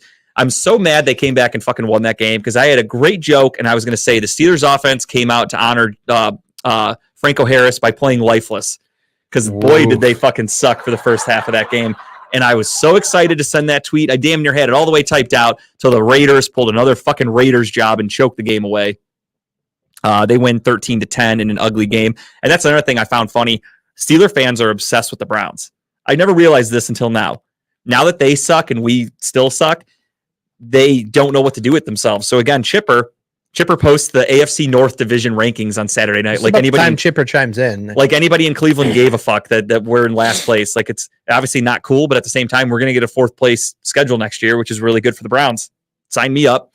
Yep. And also, you beat the Raiders, who suck. I mean, they just blew a lead to Baker Mayfield. I saw Steelers fans trying to say, "Oh, Kenny Pickett threw the ball so well in the cold and the snow and the wind," and it's not even comparable to what the Browns had to go through on Saturday. Like the cold and snow and the wind. they had like 10-mile-an-hour winds. We had like 50. Like it's night and day different. We were Much playing colder in too. negative temperatures. I don't know. Pittsburgh fans are just obsessed with the Browns. Everything they do, they have to try to They compare to us. love us. It's fucking weird. And that's what I told Chipper too. I commented on his thing and I'm like, so isn't your post trying to show that the Browns suck? Meanwhile, we beat you this year. Right. And they're like, well, that was with Mitch Trubisky. That was our backup quarterback. And I'm like, we had a fucking backup quarterback playing. What's the difference? You Steeler fans just are so Can't obsessed with the win Browns. It's arguments. crazy. Sunday, pretty good games. Packers and Dolphins. Packers hold on to win 26-20. Tua with another concussion. Not looking That's good like the 4th one this year. that they know of. Yeah, that dude just needs to sit the And fuck this is down. another one that he got, and they let him finish the game and take more hits. Yeah, how does Mike McDaniel come out and say, "Oh, he was a little groggy there during the game"? They Like, said, how would you he said admit? that Why when would he you admit watched- that? He said when he watched the tape back on Monday, that's when he noticed, and he said, Bullshit. "Hey, you should probably go see a doctor." Bullshit. He's such a fucking liar. Like Mike McDaniel should be sued in jail. Honestly, Absolutely. the way he's handled Tua, He's Tua's going to end up. Tua's going to end up dead at retiring. like 45, Yeah, he's retiring soon. and Mike McDaniel should be in jail for that. Yeah. Truthfully, Rams beat the shit out of the Broncos, and this was another one. I'll do it quickly. Don't do it. I won't even mention who the quarterback was of the Rams. The Broncos quit. That is a team that did not give a single fuck on Sunday. They were fighting each other on the field, on the sideline. They don't care about that game. So let's take everything that happened in that one with a grain of salt. This isn't some like, oh, this guy's amazing. If you really are a Browns fan and you watched the quarterback of the Rams for the last few years and you think that that was a real test or like a real showing of who he is, then you should stop watching football because you're a fucking idiot. He who shall not be named. Yes, we do not name him anymore. The candlestick maker. That's all we'll say. Buccaneers in overtime beat the Cardinals 19-16. Ugly game for Tampa Tom, but a win's a win. They're trying to hold Still on in to the take the playoff division. hunt. Yeah, Yeah. they're trying to win the South. It's not going to be easy. That South's going to come down to last week, it looks like. And the Chargers beat the piss out of the Colts 20-3. Did you see that fucking hit? That was nasty. That Derwin was a James. very, He's in very- concussion protocol too. He knocked Dude. himself out. Yeah, you saw he couldn't even stand up. Yeah, they had to help him up to He get hit him, and ejected. he's just like this, and he's just. He literally needed his teammates to help him up to go, all right, go to the locker room because you're ejected. I like the fact that the official, the commentator right away said, yeah, he's out of the game. Yeah, they were like, yeah, that's an ejection. Like, there's no question. Damn, it's like you heard that all the way up in the fucking stands. I was reading a book when it was happening, so I'm watching the game, kind of, and I'm like reading all of a sudden I hear this bang, and they're like, oh my God, you don't see hits like that often. So I'm like, whoop, rewind, got to see that a couple times. Thank God for DVR. And then, yeah, so we had some crazy things. Derek Carr is getting benched. We'll talk about all this at when we do the Week 17 picks, so we'll move on from that. College football playoffs is happening. As you guys know, Saturday night. I'm not a diehard college football fan.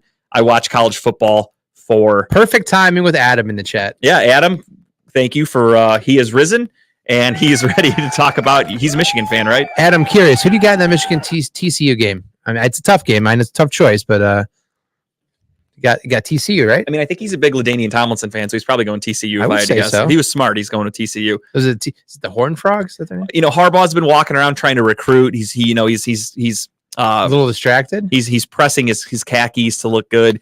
He's getting his weird little Sharpie necklace thing ready to Get the go. fuck out. He doesn't have time to pay attention to TCU. He doesn't even know where TCU's located. I think give me TCU by 100 in this game. I'm just It's kidding. not even going to be a game. Yeah. I wouldn't be surprised if this is a closer game than what the 8:00 game is going to be. I mean, I've heard a lot of people say that. Again, I don't really watch college football as the way I do NFL. So NFL, I can look at a spread and I'm like, okay, this guy, that guy. Like college football for me, I don't watch it that way. So I don't even know what the spread is. Do you? A lot, I think. Is it? No, let me take a look here and see. I've heard some people say though that don't be surprised if TCU makes it a closer game. Again, I really don't know. I don't follow like, well, they're good at this. They can do this. I watch for the players. I'm excited to watch this game You because watch for the players. absolutely, I want to watch the talent. Yeah, I don't think it'll be a blowout. I hope not. I mean, I'm honestly, and not to sound like a fucking soccer mom, but I just hope I'm looking forward for 2 good games. I just want them to all have fun. I want there to be good competition and good games. So for actually, both of them. it's actually not as big as I thought it would be. It's 7.5 Michigan favorite, That's actually not bad at and all. it's only 6.5 for the Ohio State Georgia game. Interesting. I thought that'd be way bigger than what it was. Ohio State, Georgia, I understand. TCU, I could see that one being like double digit Michigan favored, obviously. Right. But I don't know. I mean, Vegas tends to know what they're talking about, so I'll trust them. And that was the funny thing about the Browns game. The Browns game last week at like Wednesday, they were talking about it on the radio, and the spread was 32. So right away, some of the guys on the radio were like, put a bet down right now. Like, take the under. They are not scoring 32 points in this game. And then on game day, when I made my bet, the spread had moved down to 27.5. So Vegas was really like, this weather is fucking bad. They are not scoring a lot today. They know what they're doing. Michigan, in my opinion, is the better team. So we'll start with that game. That's 4:00 this Saturday. Michigan against TCU in the, I don't even know which one that's called. That's the Fiesta Bowl? Yeah, that's the Fiesta Bowl. Bowl. So the Fiesta Bowl, you've got Michigan against TCU. I'm going to take Michigan on this one. I think Michigan's the easy pick here. Michigan, I don't give me Michigan by 6. I think TCU will cover the spread. think so. Just because I'm basing this on nothing. This is not a recommendation. Do not make this bet and blame me if you lose. I am going with a gut instinct after hearing the 7.5 spread. Give me TCU plus the points. Put $100 down on Michigan. That's your fault. No, I think it's gonna be a good game. I would not be surprised if it comes down to the last drive to win this game. Yeah. TCU's a good team. But then again, this also has the small chance to be the other way too. This could be like what happened with Cincinnati last year, Yeah, where exactly. you have this team where everybody and their brother is saying they don't deserve to be in the top 4. Right. They don't belong. TCU, didn't they lost their bowl game? Yep. They still got in at the 4th seed. Everyone's saying that's kind of shitty. That Third. shouldn't have happened. Or 3rd, I'm sorry. Everyone is saying they should have been moved back to 4, but they kept him at 3. They're really giving them some credit. They're giving these smaller schools the respect that they've been asking for years. How many times have teams gone undefeated and they're still rated like 12th? And Yep. back in the day, they don't get a chance at the playoffs. They don't get a chance at the national championship. And they're like, what the fuck? We deserve it too. Adam- Everyone and their brother kind of knows you're not going to stand a chance, but Now they're giving TCU all the fucking chances in the world. Adam, you can probably answer this. Are they still running with the freshman quarterback that embarrassed Ohio State? I don't know if they are or not, but I'd be curious to see if they do. Who is it? Some freshman Nichols. quarterback that the one that started against Ohio State and came out and had a good game. Mm.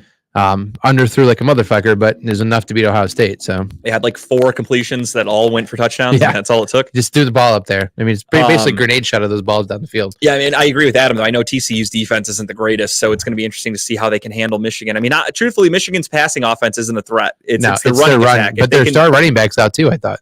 I think so, yeah. So if TCU can shut down the run, it could make things a little difficult for Michigan. But at the same time, I think whether you like them or not, Michigan clearly wins in the talent department. Mhm. Just based on recruiting, they're a huge school. They're going to get the better recruits. What's up, What's up, Robert? Good to see you. Yeah, McCarthy. That's it. The QB for Michigan. So McCarthy's not very good. He's not really a threat. He doesn't scare me in any stretch. But the talent. Yep. It's TCU. You got a bunch of guys who are 90% of them are never going to see But the light of Michigan's day in the defense NFL. is what is legit. And Michigan's defense is fucking really good. Yeah. So, I mean, should be a fun one. Give me Michigan with an outright win though. If we're just doing money lines because I don't fuck with spreads that often, give me Michigan money line for sure. Corum is out and Edwards is just as good, if not better. So he sees addition by subtraction almost at running back. So I'll take his word for it. He's a Michigan fan for whatever reason. I don't really understand that, but he's like Chipper. They must have Hit their heads. gotten dropped on their heads as children. Maybe somebody dropped them on each other's heads, and that's why they both came out a little funky. Dropped 2 basketballs and just go separate ways. Just landed on each other, and they just split up, and they were like Michigan, Pittsburgh, as they went away, and that's all. One it takes. went this way, one went the other way. It all That's makes it. sense now. And then you got Ohio State and Georgia at 8:00 right What before. a New way to Year's. lead into the ball drop. I'm kind of sick of doing this every year. I feel like Ohio State always loses on New Year's Eve. Everyone gets depressed. Right before the ball drops. For me, I'm always just at like my friends and I watch it and I'm like, whatever, who cares? I think by the time this game's going on, I'll probably be not sober, so it's fine. I'll probably be just starting. I think we're getting over there at like 6 or 7, so it'll be in the midst of things. I marathon during New Year's. I'll probably start a little earlier this year because I'm not spending the night. Normally I spend the night, so What? Tara's driving Oh, because we have to get up and do Christmas with her parents. usually you're there till like 5 in the morning. I stay up till 5 or 6, and then I sleep for a couple hours, and then I drive home. This year, she already told me. She said she'll drive. She's like, we're not staying till 5 in the morning though. So she already warned me about that. But Laying the law down. she was for sure. She's like, because we're gonna get home and get some fucking sleep before we got to get up and go do Christmas with our parents. So I understand it. I respect the decision. Georgia, Ohio State though, number 1 against number 4. I mean, I know a lot of Ohio State fans really want Ohio State to win this game. I think Ryan Day has a lot to prove. There'll be plenty of shots, win or lose, Robert. Don't worry about that. If they lose, you're drinking because you're depressed. If they win, it's celebratory shots. So you're doing shots no matter what. But you got Georgia and Ohio State. Georgia, of course, is a powerhouse. They have a great defense. They have a good offense. Ohio State, I'm not going to lie, they were underwhelming this year from everything that I saw. Plenty of games where a guy like CJ Stroud, who should have been a shoo-in to win the Heisman, who should have been I still don't know how he lost to who he lost to. But battling for the number 1 seed, battling for the number 1 pick in the draft coming up almost. CJ Stroud really had a letdown of a year, if I'm being honest, at least the second half of the year. Really hurt himself. He has a lot, like my friend is a Seahawks fan, and they have Denver's pick, which is going to be right now top 5. And he's really not convinced on CJ Stroud for his Hawks, who need a quarterback. He's like, I don't want CJ Stroud. I'm not convinced with Ohio State quarterbacks, which rightfully so, not a great track record. And B, just what he has seen with CJ Stroud. He's like, I don't want that guy. I'd rather have a different quarterback. And I'm like, I respect it. If that's his opinion, it is what it is. I can't teach him otherwise. I can't tell him to think a different way because, again, CJ Stroud hasn't done much to prove the doubters and haters wrong. No, he's got an At arm. least recently. He's got an arm. He's good. I mean, he's good at reading. He's not one of those typical running quarterbacks, but he's got an arm. He can read defenses. I think he needs a good year, maybe 2, to get going. And a lot of Kind of things, like a Justin Fields a little bit, but I don't know. a lot of what I've seen too is it's almost like Ryan Day handcuffs him. Ryan Day is really like, we are going to run the ball regardless, which is funny because it's the opposite of what Browns fans want. So what Kevin Stefanski does is Kevin Stefanski tries to run. If it's not working, he moves on to something else because that's how you're supposed to do it. Ryan Day goes, okay, the run's not working. Run it again. Let's run it a couple more times. The definition of insanity is doing the same thing over and over again. Oh, by the way, off topic, but Kentucky is getting getting the shit beat out of them by Missouri right now in college basketball. It is 47-30 Really? in the second half. I know a lot of people love Kentucky, so I'm happy to see them losing right now. I'm going to send out some hate texts in a little bit. That's what I do. I'm a very spiteful person. Maybe that should be my resolution, is that I shouldn't be so nasty as a person, because I kind of am. That would be kind of changing your whole But personality. I also really like who I am. So fuck that and fuck you if you think I should change that. It'd be like changing your whole personality. Who does Yeah, I that? can't do that. I'll lose weight, but I don't give a fuck about my personality. That's it. I'll change the way I look. I'm not going to change how I act. Same old asshole, whether you weigh this much or that much. But yeah, Georgia and Ohio State should be an interesting game. Personally, I'm going to go with Georgia in this one. I got to go with the favorites. I think we're going to see a Georgia-Michigan championship. Yeah. Just going with my gut. I would like it if Ohio State played close, but I'm also not going to be banking on anything. I could see this game getting ugly and getting ugly fast. And I think it's going to be close in the first half because that's what Ohio State does. I mean, yeah, Adam even mentioned it too. yeah, Ryan Day is just Ryan Day handcuffs He him. keeps it in the Ohio State typical Ohio State game all year is they play close in the first half, and usually Ohio State takes it over in the second half. Yep. Except against Michigan, where they get their ass kicked in the second half. Something always happens in the second half that derails or whatever, they blow them out or they derail themselves. But yeah, so I think it's going to be close in the first half. I think they get figured out in the second half, like always. And now Georgia is going to come out because Georgia has some big boys on that defensive line. Yes, they do. And they will get to the quarterback and stop that run pretty easily, I think. Just for shits and giggles here, because we have a little bit of time to spare, and I Mhm. forgot to do this before the show started. Let's set up our championship belts. We have better resolution this week. Oh, So everybody's actually able to see it. Yeah, So yeah. if you guys can all bear with me, if maybe Tim can sing you guys a little song or something while I grab these belts. In the eye of an angel. Jesus, are we putting dogs down tonight? Jesus, Isn't that the song they play with the APL? fucking died. God damn. Tim. That's just Tim's reminder. Don't leave your dogs out in the cold. The weather is getting bad. So bring in those puppies. Don't let them die. And yeah, I mean, I want everyone to remember this because this is the truth.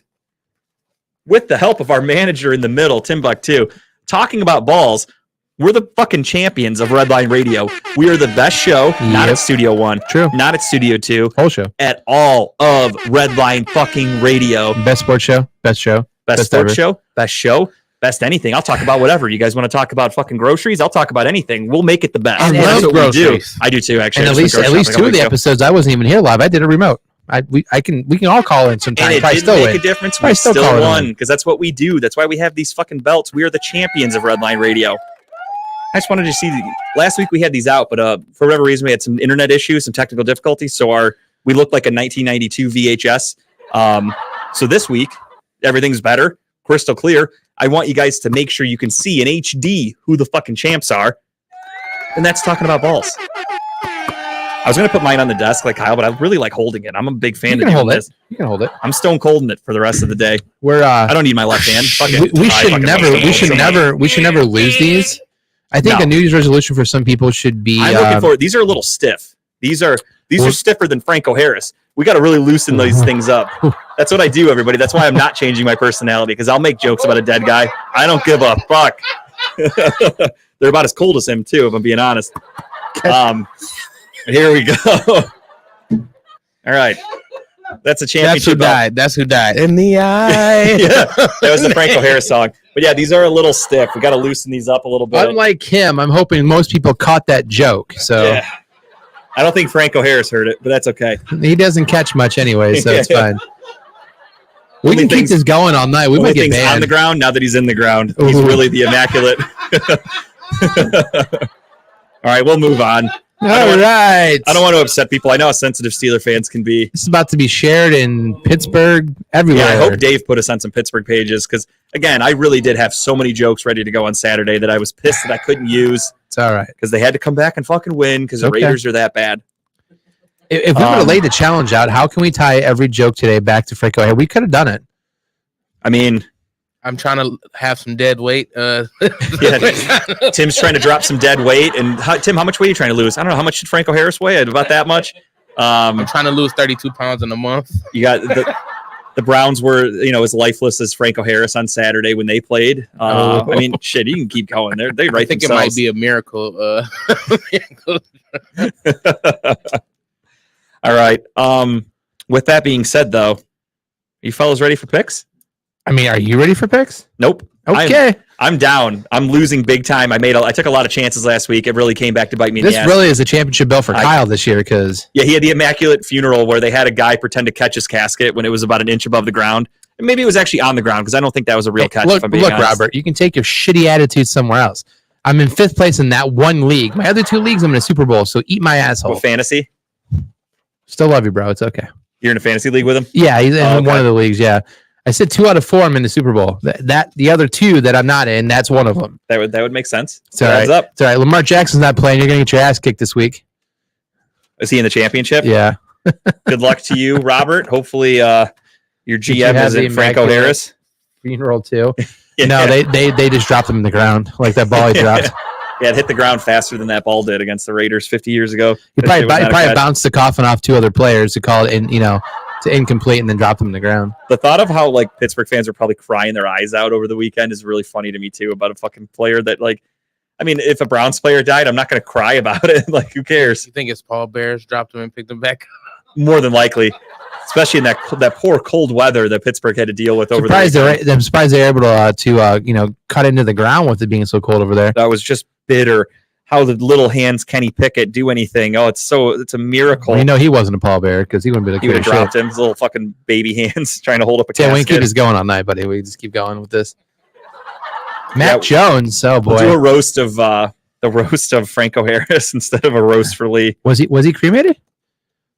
Yeah, I think they just threw him in a barrel with all the other bums in Pittsburgh, and they just all stood around him and warmed their hands up.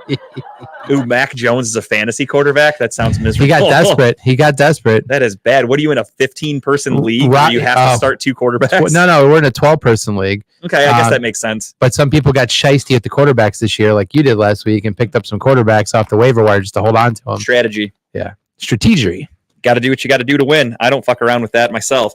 All right, let's get right to it. We got week 17. I'm Can sorry. we get Pickett what? Can Pickett we get Franco hands? Franco's hands? It's actually not a bad idea. If there was a surgery that could do that, like the movie Frankenhooker, put the hands on Kenny Pickett. That's actually would be really good for Pittsburgh because he's got those little tiny baby hands and he sucks.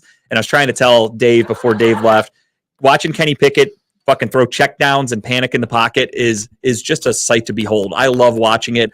I love knowing that Kenny Pickett is not very good. I tried to tell everybody that going into the draft also. Before he was even a Steeler, I said Kenny Pickett's not a very good quarterback, and I'm sticking to that. But with that being said, we have Thursday Night Football. We have Dallas Cowboys against the Derrick Henry-less Tennessee Titans, and I think it's a pretty easy pick. We're probably going to get a clean sweep here. As much as I want to go opposite to try to make a comeback, I can't be crazy. Give me the Cowboys, please. Yeah. Even though the Cowboys are probably going to win this week, probably win next week, and they're going to lose in the first round of playoffs. Tim, don't worry. You don't have to sing that song. Derrick Henry is not dead like Franco Harris. He is just out for this week. So no need for the sad music. Next up, this is going to be a great one for Tim. We got a battle of the birds. We've got the Cardinals at the Falcons. I don't know who Tim's going to pick because he's going to make the same bird noise, and I don't know which is which. I'm not a bird watcher, so you got to be a little specific. Yep. Okay, I think that's a Falcon. I think that was a Falcon. That's definitely a Falcon. I'm going for the Falcons as well. So here. they did announce Colt McCoy is back.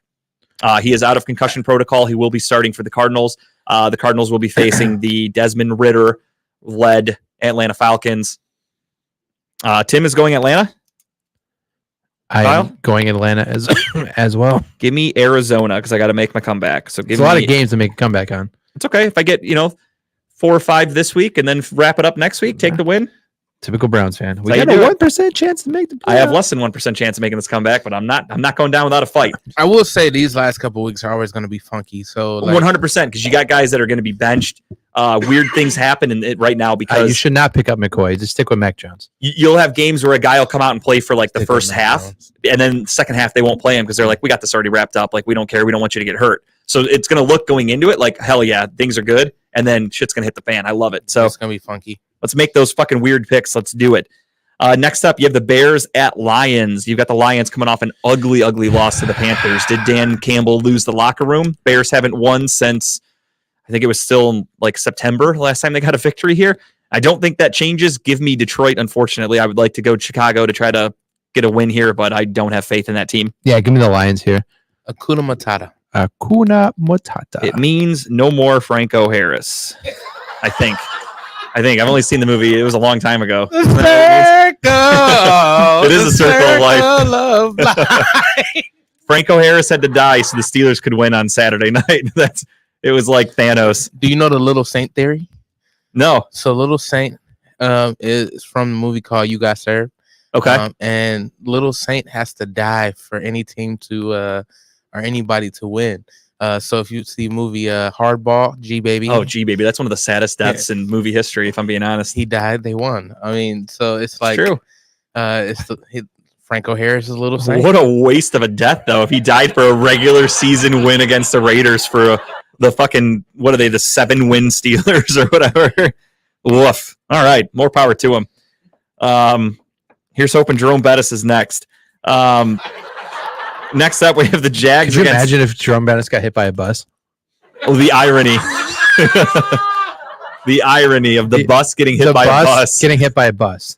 What if he got hit by a bus and he was fine? And they're like, oh my God. Bus, It's the only thing that can't kill him. The bus just gets, the bus is the totaled. bus v bus. I would watch that. Is that an insurance claim? I don't know how it works. I don't know. Yeah. Because, they'd have to call and say, like, yeah, the driver, he ran into another bus. And they're like, no shit.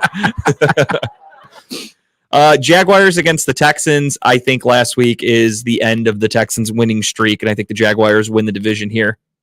I didn't write this game down. Yeah, I did. Yeah, give me the Jags. So I'm going off NFL.com this week, not ESPN, so it might be out of order. That's why we're out of order. Okay. Jacksonville. All right. Jacksonville for Tim. I believe that's an animal, Tim. Thank you. Thank you very much.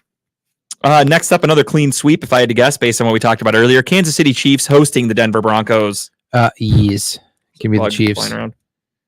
KC for everybody. Tim's doing it. I was going to say he does the tomahawk chop when he picks the Chiefs. I had to see it to believe it. I thought And he was saluting people like the. he was giving his moment of silence for It's Franco a lazy Harris. man salute. He's like, yeah, I could go this way, but I'm too tired. I'm just going to go this way. That's fine. Dolphins at Patriots. Dolphins will be starting Teddy Bridgewater due to the concussion man, a.k.a. Tua. Good luck having him spell his last name now that he's got fucking scrambled brains, by the way. They're gonna be like, do you know your name? He's gonna be like, I didn't know it before I had this concussion. I'm taking the Patriots here. Damn it, I am too. I was hoping to be a lone wolf on this one. Bill, I'll be the lone wolf. you're going Miami, really, Teddy? Hit us with the Dolphin sound. I was trying to. Oh, that's what Oh, I there it thought was. you were blowing kisses at us or something. I thought he was trying to hold in one of those disgusting farts again. That's what I was afraid of. I did hold one in. So Did you? you're- I honestly thank you because that was so bad. That was so bad.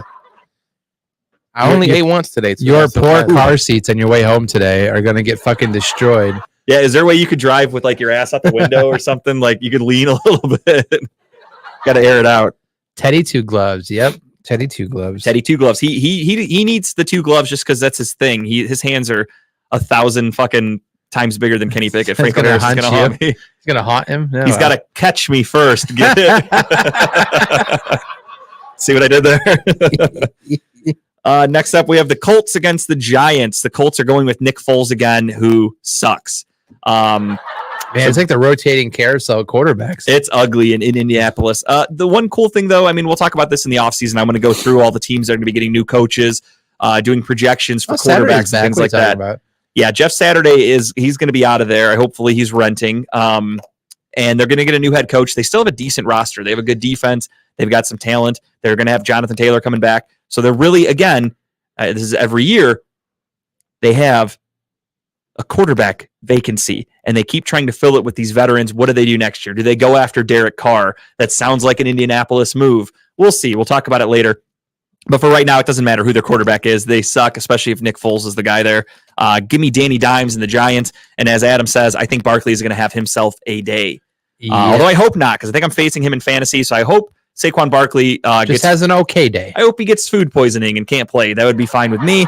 I wouldn't care. But give me the Giants. I think we're going to have a Giants clean sweep here. Yep. The Giants always play good late in the season, no matter what, how bad or good they are. And they're still battling for a wild card spot. They're legit. They have a chance. That tie really helped them. Too legit to quit. I actually forgot that they tied Washington. So when I was breaking down the game last week with my brother-in-law, and he was saying, the Browns had winnable games up against Washington and stuff like that. And I was like, yeah, especially Washington now that I'm like, they have nothing to play for. And he's like, what are you talking about? They're a playoff team. And I looked, I'm like, fuck, I forgot they tied. I thought with their loss last week that they got knocked out, but I forgot they are holding the final playoff spot. But I mean, it doesn't make a difference when you're switching quarterbacks this late in the season. Yeah, that clearly shows you're not. You've already kind of mentally moved on. Yeah, you're not a team that's a legitimate threat. You're the if we get in, we get in. If we don't, we don't. Yeah, and I think that's how it's going to be for them. We'll get to that game last. So, of course, Saints at Eagles. Probably going to be Gardner Minshew again. Could be Jalen Hurts. We'll see. Yeah, the NFC East is fucking wild this year, man. It's crazy. I hope it's Jalen Hurts. I got him in the championship here, but if not, I got the backup. So I'm not facing him, so I could care less who I'm facing. Although I do have Gardner Minshew on my bench, so if Jalen Hurts doesn't play, maybe I start Gardner Minshew because I have Aaron Rodgers, Deshaun Watson, Danny Dimes, and Gardner Minshew. And against the Saints, I think either one of those quarterbacks would have a game. So. Absolutely. I would prefer if it's Minshew so I could start him and win a championship, but we'll see. I do think the Eagles are going to win this one outright, though. Oh! I love it. The sound Tim makes when he comes. Yeah. It's that soft, too. It's just like, he starts flapping. And then he farts. He farts, rolls over, and goes to bed. It's a perfect circle. Next up, staying in the South, kind of. A good one, Panthers and Buccaneers. Really, the Bucs win. They win the division, I think. Yeah, I'm going to go with the Bucs here. I don't think it's going to be that close of a game. I think it's Tom Brady playoff mode right now. Give me the Panthers. I got to take some chances. I got to take chances. I'm not confident in this pick, but the Panthers, 2 out of their last 3 weeks, they looked really good. Sam Darnold kind of found some things. Tampa Bay looks really bad. They almost lost to fucking Trace McSorley and the Cardinals the other day. So with that being said, the fact that the Panthers are fighting for a playoff spot, they have a lot on the line. I got to go with them. Just because I also need to make a comeback in these fucking picks. I'm going to take some I love when you talk yourself in these games. I have to. I really do. Because initially when you said the Bucs, I'm like, yeah, me too. And then I'm like, fuck, I'm down like 8 games. I got to make a comeback. So I have to go opposite. So give me Panthers. I don't know if this is a chance. I think the Panthers actually have every right to lose. Wait, what? You think they're going to lose? Yeah, I think the Panthers lose. All right, so you're going Tampa Bay, right? Yep, Tampa. Okay. We should do those voices one whole show and see if we can make it. I would get used to it after a while. I don't think I could get used to it. I don't mind it. I like this one a lot. Now this is Tim's cum voice. This is what he sounds like. I'm gonna butter your bread. Give me that roast beef. Hold the horsey sauce.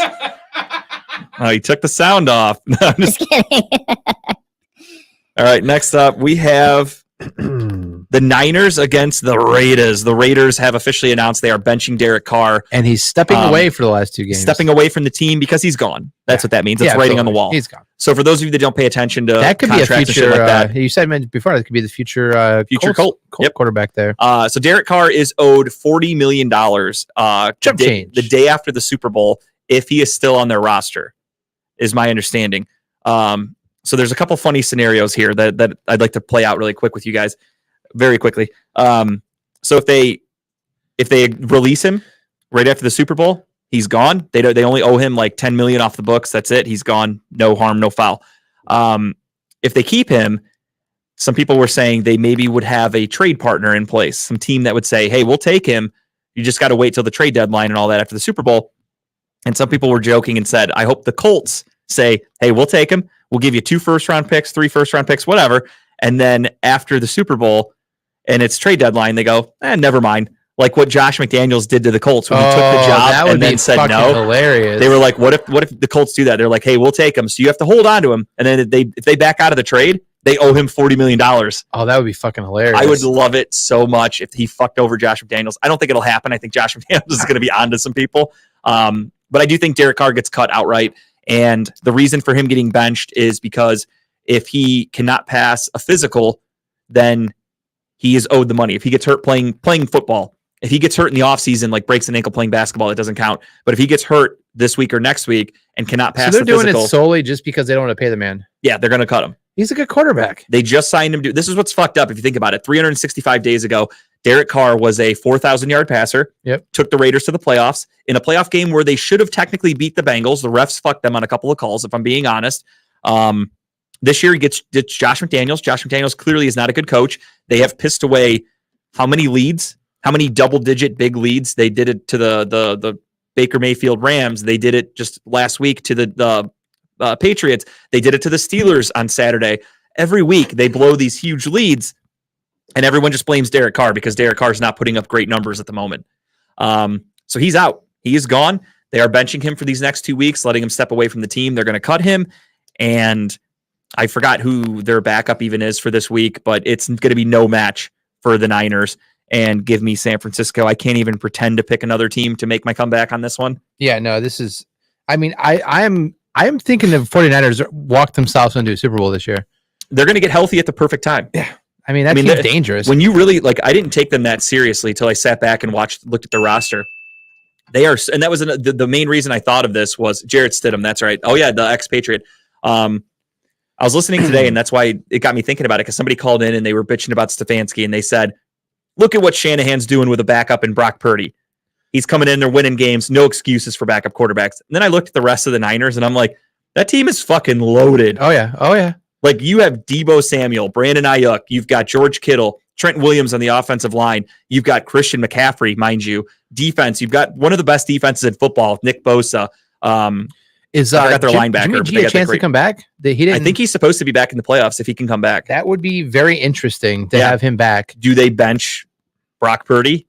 That dude's on a hell of a run right now. He really is, and that's the thing. That's a tough situation. And what happens? Right now. What do you do with him now? So he was your third string quarterback. Yep. He's come in and he's shown that is he a product of the system, which probably is, or is he actually decent? I think he has skill too. I think he has enough there in the tank. Sure. But I mean, what do you do with him now? I mean, obviously, do you now? And then the other thing too is you have Trey Lance in the wings, right? It is. Yeah. I mean, I think Trey Lance is. You have to go with it because you traded so much to get him. So it's a tough situation to be in because I don't like Trey Lance as a quarterback. I don't think he's good. I think he's overrated. I think the Niners really fucked up by trading for him, but they're kind of stuck because they will have Jimmy G's probably gone next year. So now you're going to have the competition of Brock Purdy and Trey Lance. For Trey Lance, when he's played, they've looked bad. Yep. Brock Purdy's come in and they haven't skipped a beat. If anything, they've gotten better. Quarterback Purdy. Yeah, so it's a tough situation. I wouldn't want to be in that spot if I'm the Robert. Niners. That's who you should pick up this week. Pick up Purdy. If Purdy's still available. Yeah, Trey Lance is a fun backup. He can come in and make a couple flashy plays, but overall, I am not a big Trey Lance fan. I never was. But yeah, give me the Niners in this one. Or Colin Kaepernick still out there. He's still available. I know a little guy who wore number 6 here in Cleveland who might be a free agent in the offseason. Maybe he's looking for a new home. I doubt he'll ever go to 49ers. I love that when he got cut by the Panthers and everyone was like, it was the same week Jimmy G went down. They're like, he's going to the Niners, no question. And I'm like, they fucking hate him. There's no way he goes there. Brock Purdy's already gotten picked up, unfortunately. Yeah, of course, Jared is hoards all the fucking quarterbacks in it. All right, next up we have the Jets and the Seahawks. Both 7-8, both battling for a wild card spot. And see, Kyle can't handle the voices. I didn't skip a beat. It just throws me off because, Jesus, what happened there? I thought you had a heart attack. Going through puberty. I was gonna say my pick because I didn't get to say my pick. Oh, I'm sorry, too. My bad. That's a good point. I moved on too far. Who do you got in the 49ers Raiders game? I think it's going to be another Purdy game. That's a pretty good pick. I like that pick. Good Purdy. My apologies, Tim. I moved on a little too fast. Purdy birdie. Now we have the Jets and the Seahawks. Who do we like and why? I'll let Kyle go first because I got to make my comeback here. So I'm probably going to have to go opposite of whatever he picks. I'm going to go with the Jets because I've been picking the Jets all year. But I think the Jets are going with White Mike again. I do believe that the Jets win this game.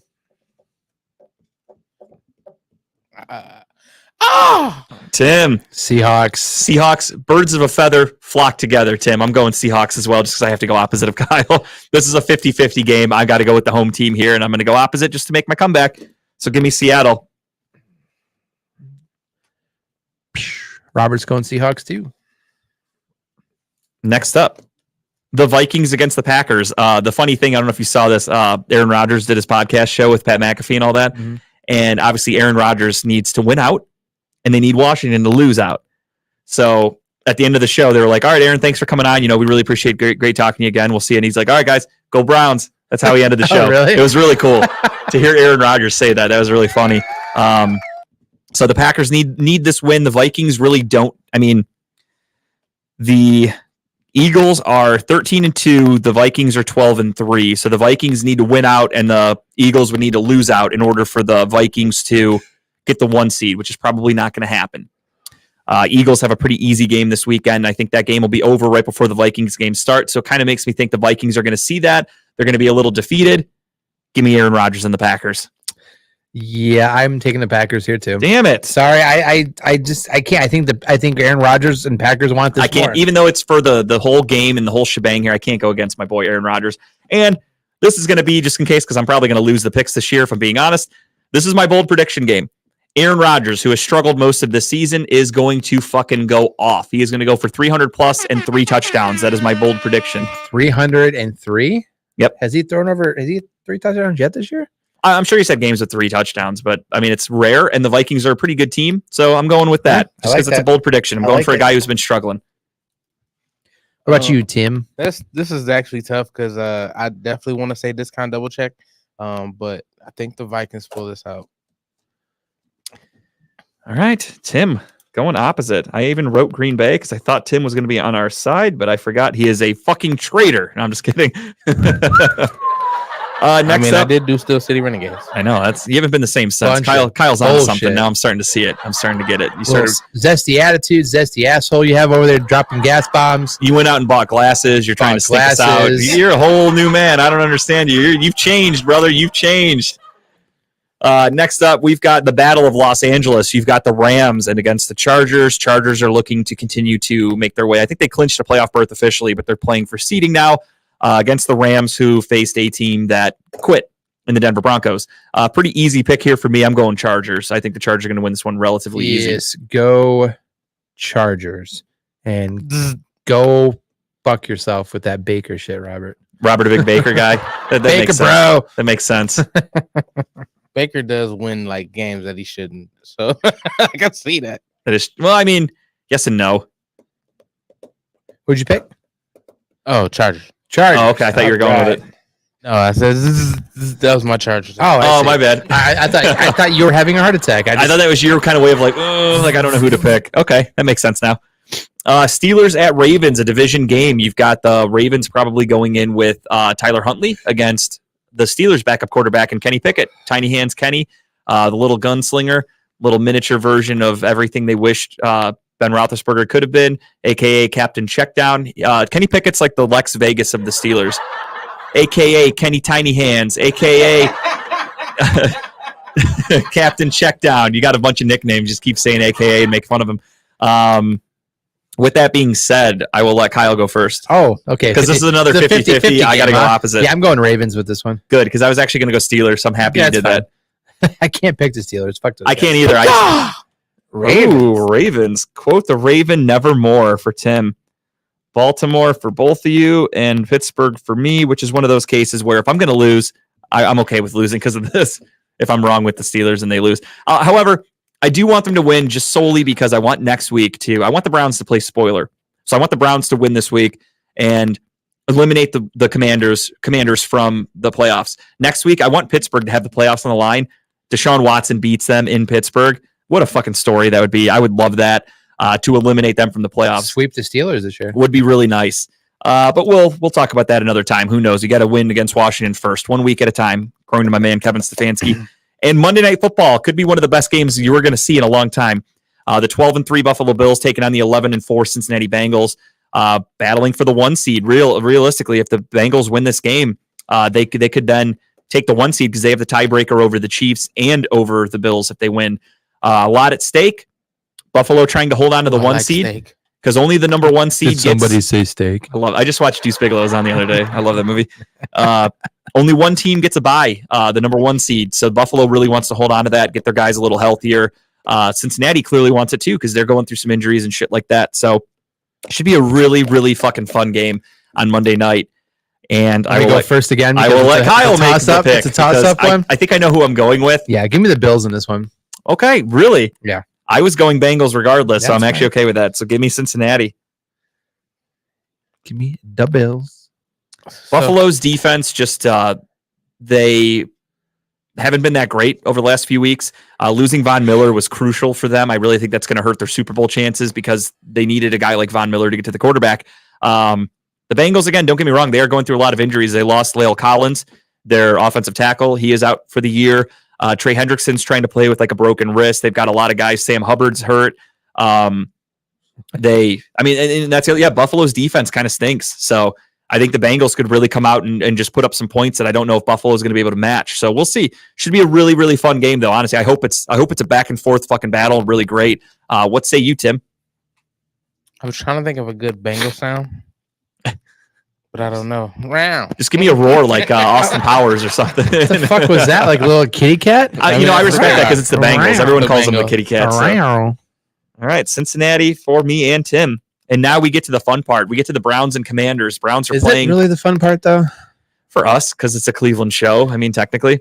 The Browns are playing for absolutely nothing other than pride and joy. The Commanders are playing for a playoff spot. They are going to try to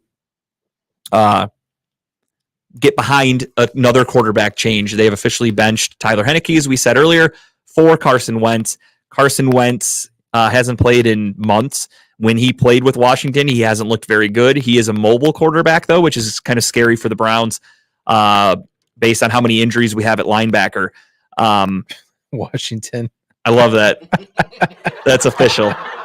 I shouldn't have even done the Commanders logo. I should have just done a Browns logo and let Tim be there for Washington. That would have been so fucking funny. I didn't even think about it till right now. But yeah, it's gonna be a weird game to watch because again, you have one team that's actually out there trying to actively win. They're the home team. The weather's gonna be really good. You've got a Browns team who, let's be honest, you hope Kevin Stefanski hasn't lost the locker room. These guys are gonna come out and play. Nick Chubb said it best today. They interviewed Nick Chubb and they said, "How do you feel going forward, knowing the season's over officially?" And he said, "Well, we just have to go out there and play for each other." Yep. And I hope everybody listens to that and everybody respects that. But go ahead, you don't have to give your pick. Just make a breakdown. No, I was going to say it's a beatable defense. Defense isn't great. Is Chase Young back? He is back, but Is he actually playing this week? I don't know if he is or not, though. Yeah, he hasn't played yet. Even if he is, though, they have a really good defense. The rest of that defensive line's not great, though. Oh, Washington's? Yeah, they have a really good defensive I thought line. their secondary was really good.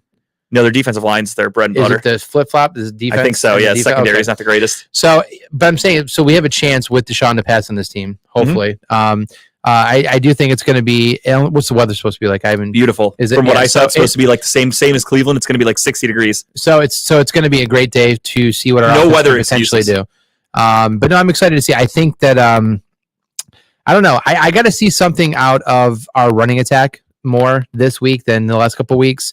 I do want to see. I want to see Chubb get going. I want to see bring in Johnson, bring in Dearness Johnson, Jerome get Ford. some more in there.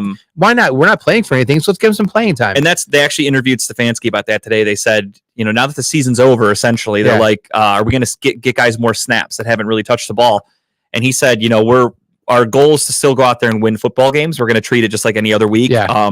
He's like, if guys earn it in practice, they earn some extra reps, they'll get it in the game. Yeah, I want to see a little bit of the backup running backs. I think that's just head coach talk because he's not going to come out publicly and say like, yeah, of course they're going to play. We gave up. Just in times you would put Hunt in. Let's put Ford in. Let's put Johnson. Let's see what happens. Yeah, I'm curious to see how they are.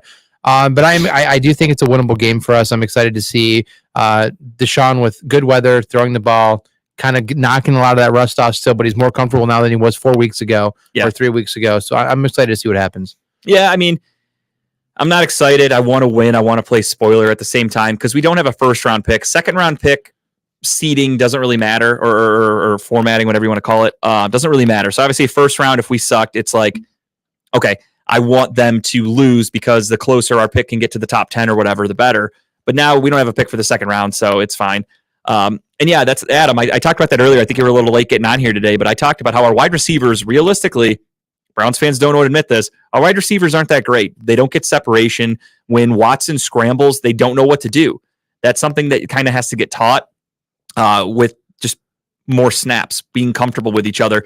You can only do so much in practice because you don't know what a defense is going to throw at you. So when the defense is playing something you're not prepared for and Deshaun's scrambling around, these guys don't know where to go. If you watch any game from like the all Madden or all 32, whatever the fuck it's called, camera, You see a lot of times the wide receivers are just covered like blankets. They're not open. There's no separation. They don't know where to go. They can't create themselves to get open. They can't do anything like that.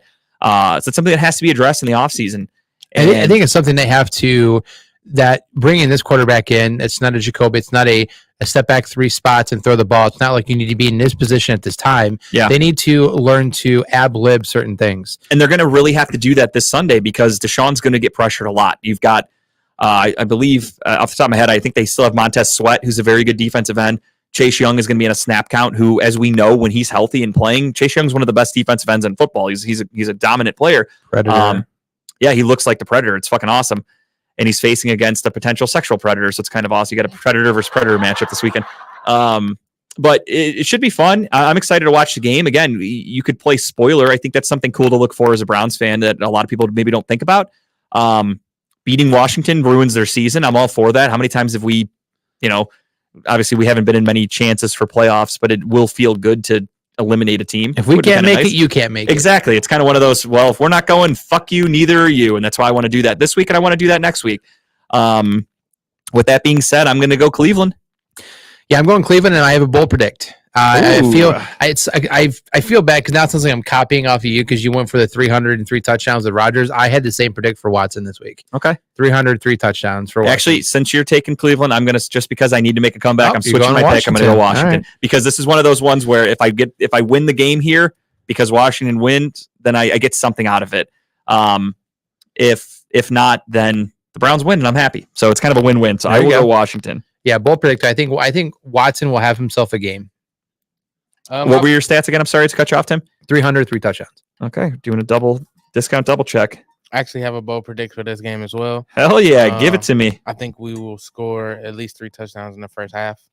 I think this game will be I'm not gonna say it's a shootout. I think we're actually gonna look really decisive winners in the first half, but then of course, second half might look a little different. But I think we score 3 touchdowns in the first half. I like it. Tim says, give me those 3 titties right in the first half. I love it. Just like Total Recall. Dude, that 3-titty chick was pretty sexy, though. Oh, absolutely, man. I spent the rest of my life What would looking you for do a with that 3-titty. third tit, though? I mean, you get your hands. I mean, mouth, I guess. This. Oh, dude, I back would. and forth. Hell yeah. I would look like I'm taking a breathalyzer. Like I'd squeeze and suckle right in the middle. You got do whatever you want. It'd be fucking awesome.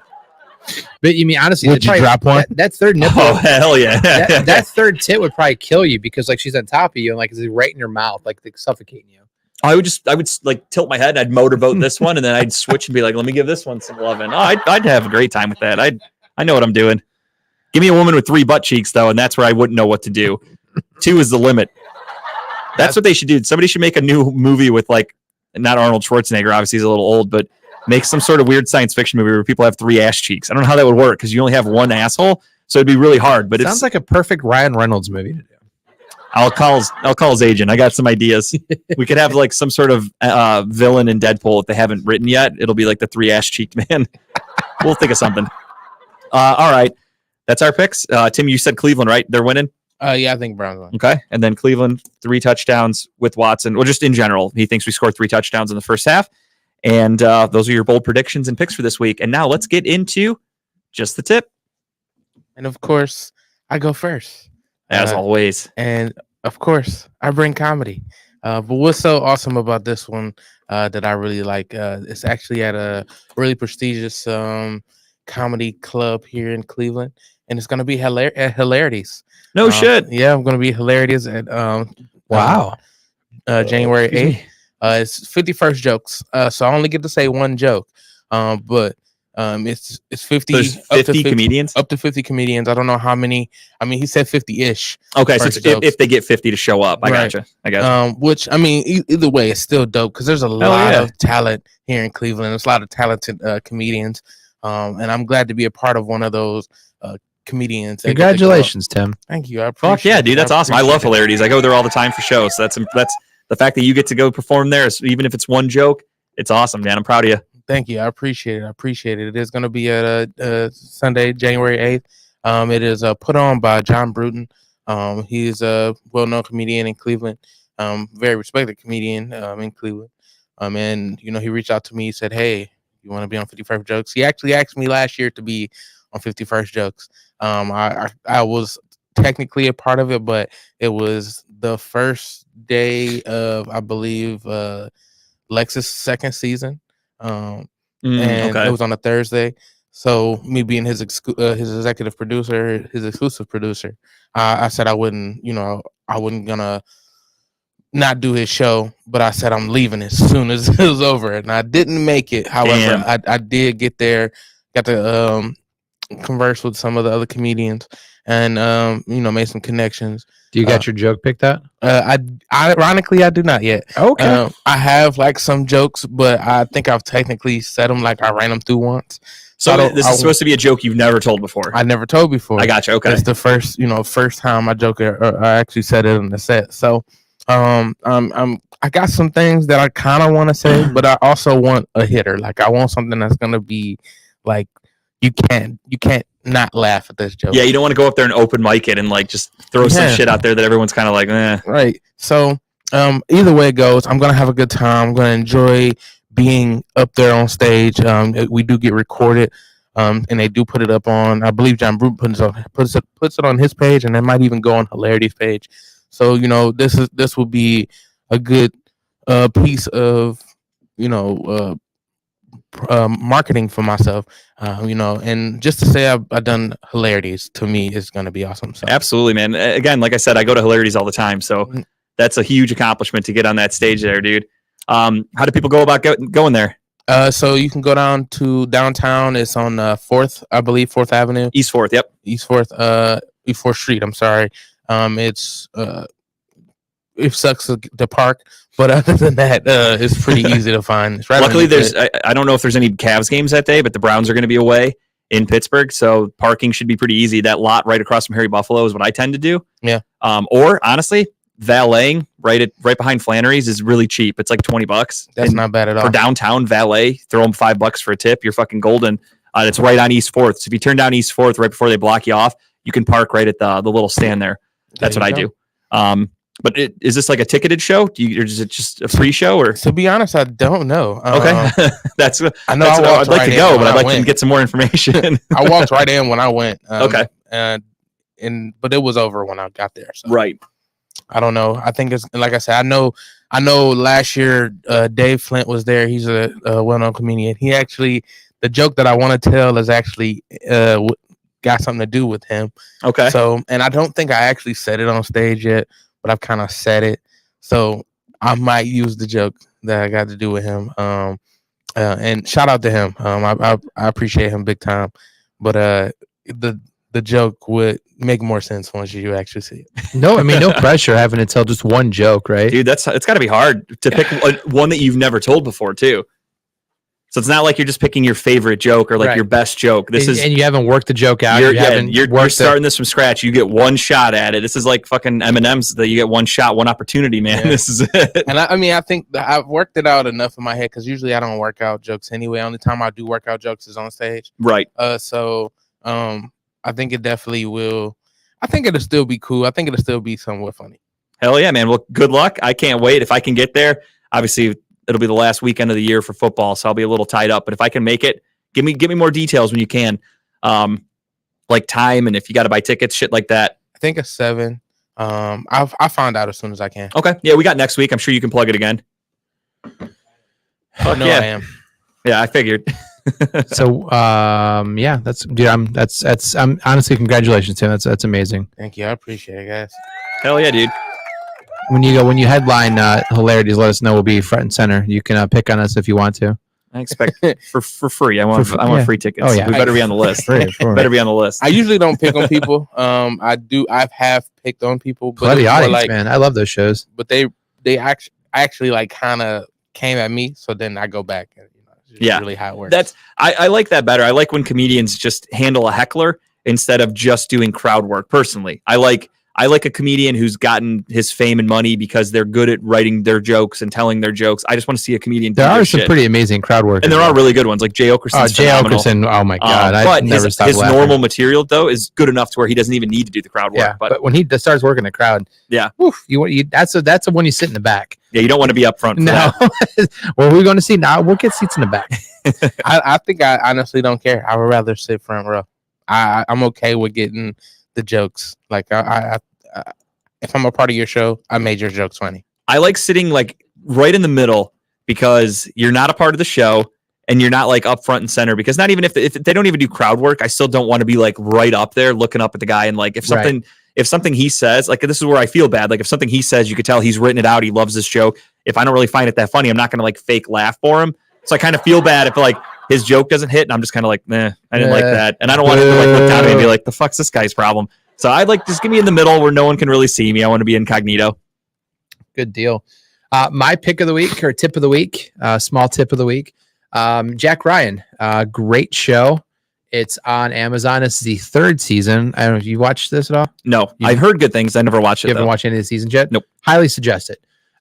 John Krasinski, Jim Halpert, aka The Office. It's hard. It's always hard to watch his character, anybody from The Office, play serious roles and take it. He serious. should legally change his name to Jim Halpert. He Are we should, being honest? absolutely. Like, does We anyone should. really want to No. call him John Krasinski? No. Like, No, it's he's like- Jim. You always want to ask, like, Pam's letting you go off and be doing espionage now, huh? It's crazy. If anything, like, at least change his first name to Jim. Get rid of John. It's like Because I can say, Jim from The Office. We don't need last names. It's like the spinoff of Threat Level Midnight. He's off doing these kind of crazy things. Michael Scarn. Now he's Jim Krasinski. But honestly, if you like thrillers, you like the espionage, like spy type, like deep thinkers.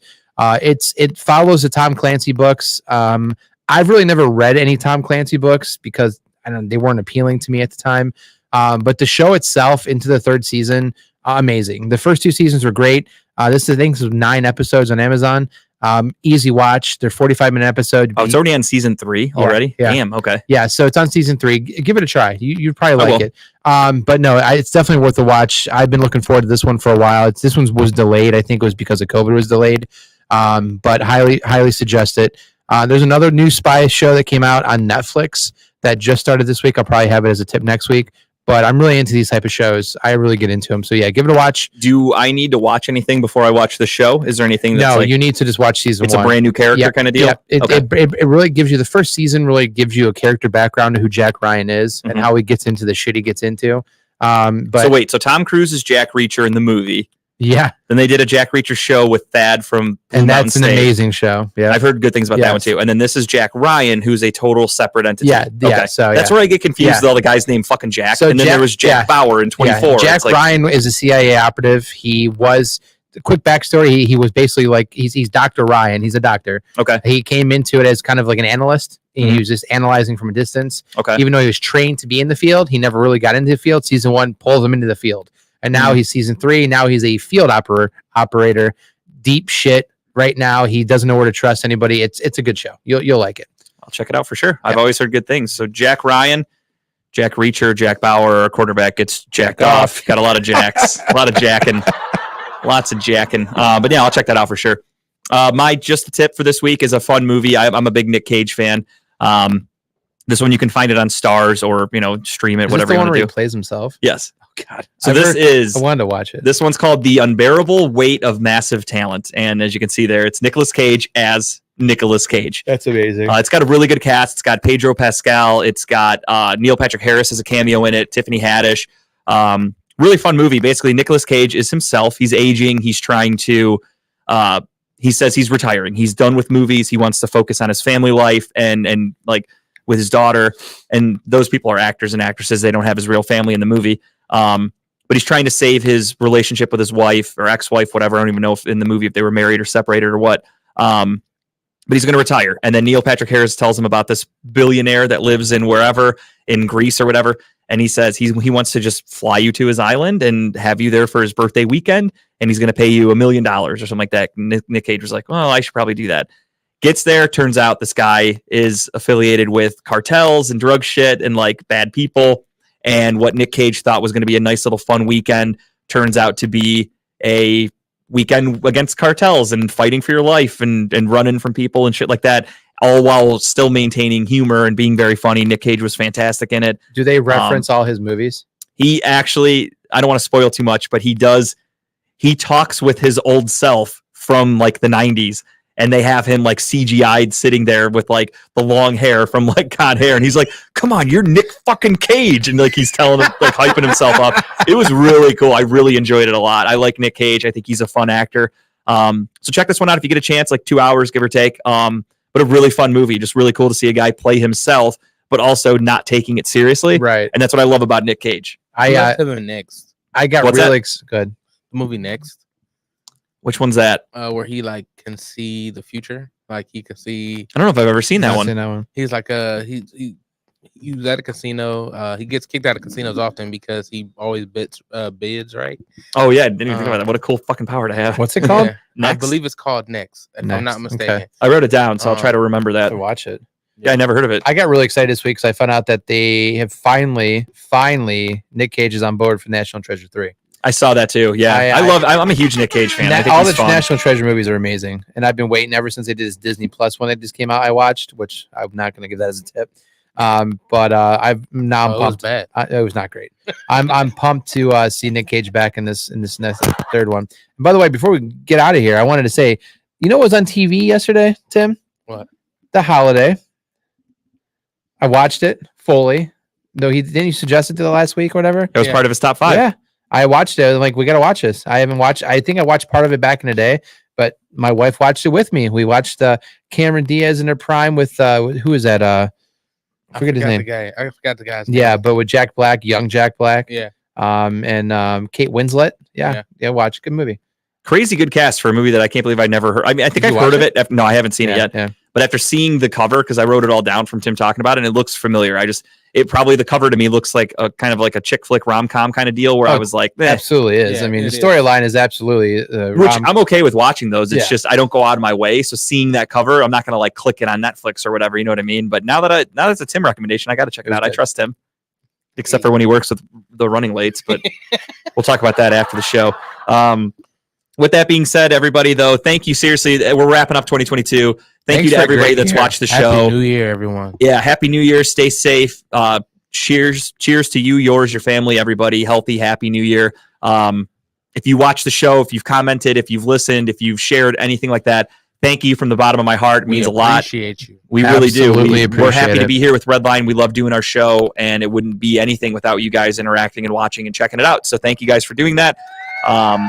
And with that being said, on behalf of everybody at Talking About Balls, there's before Bones and All, and then there's after. Thank you, everybody.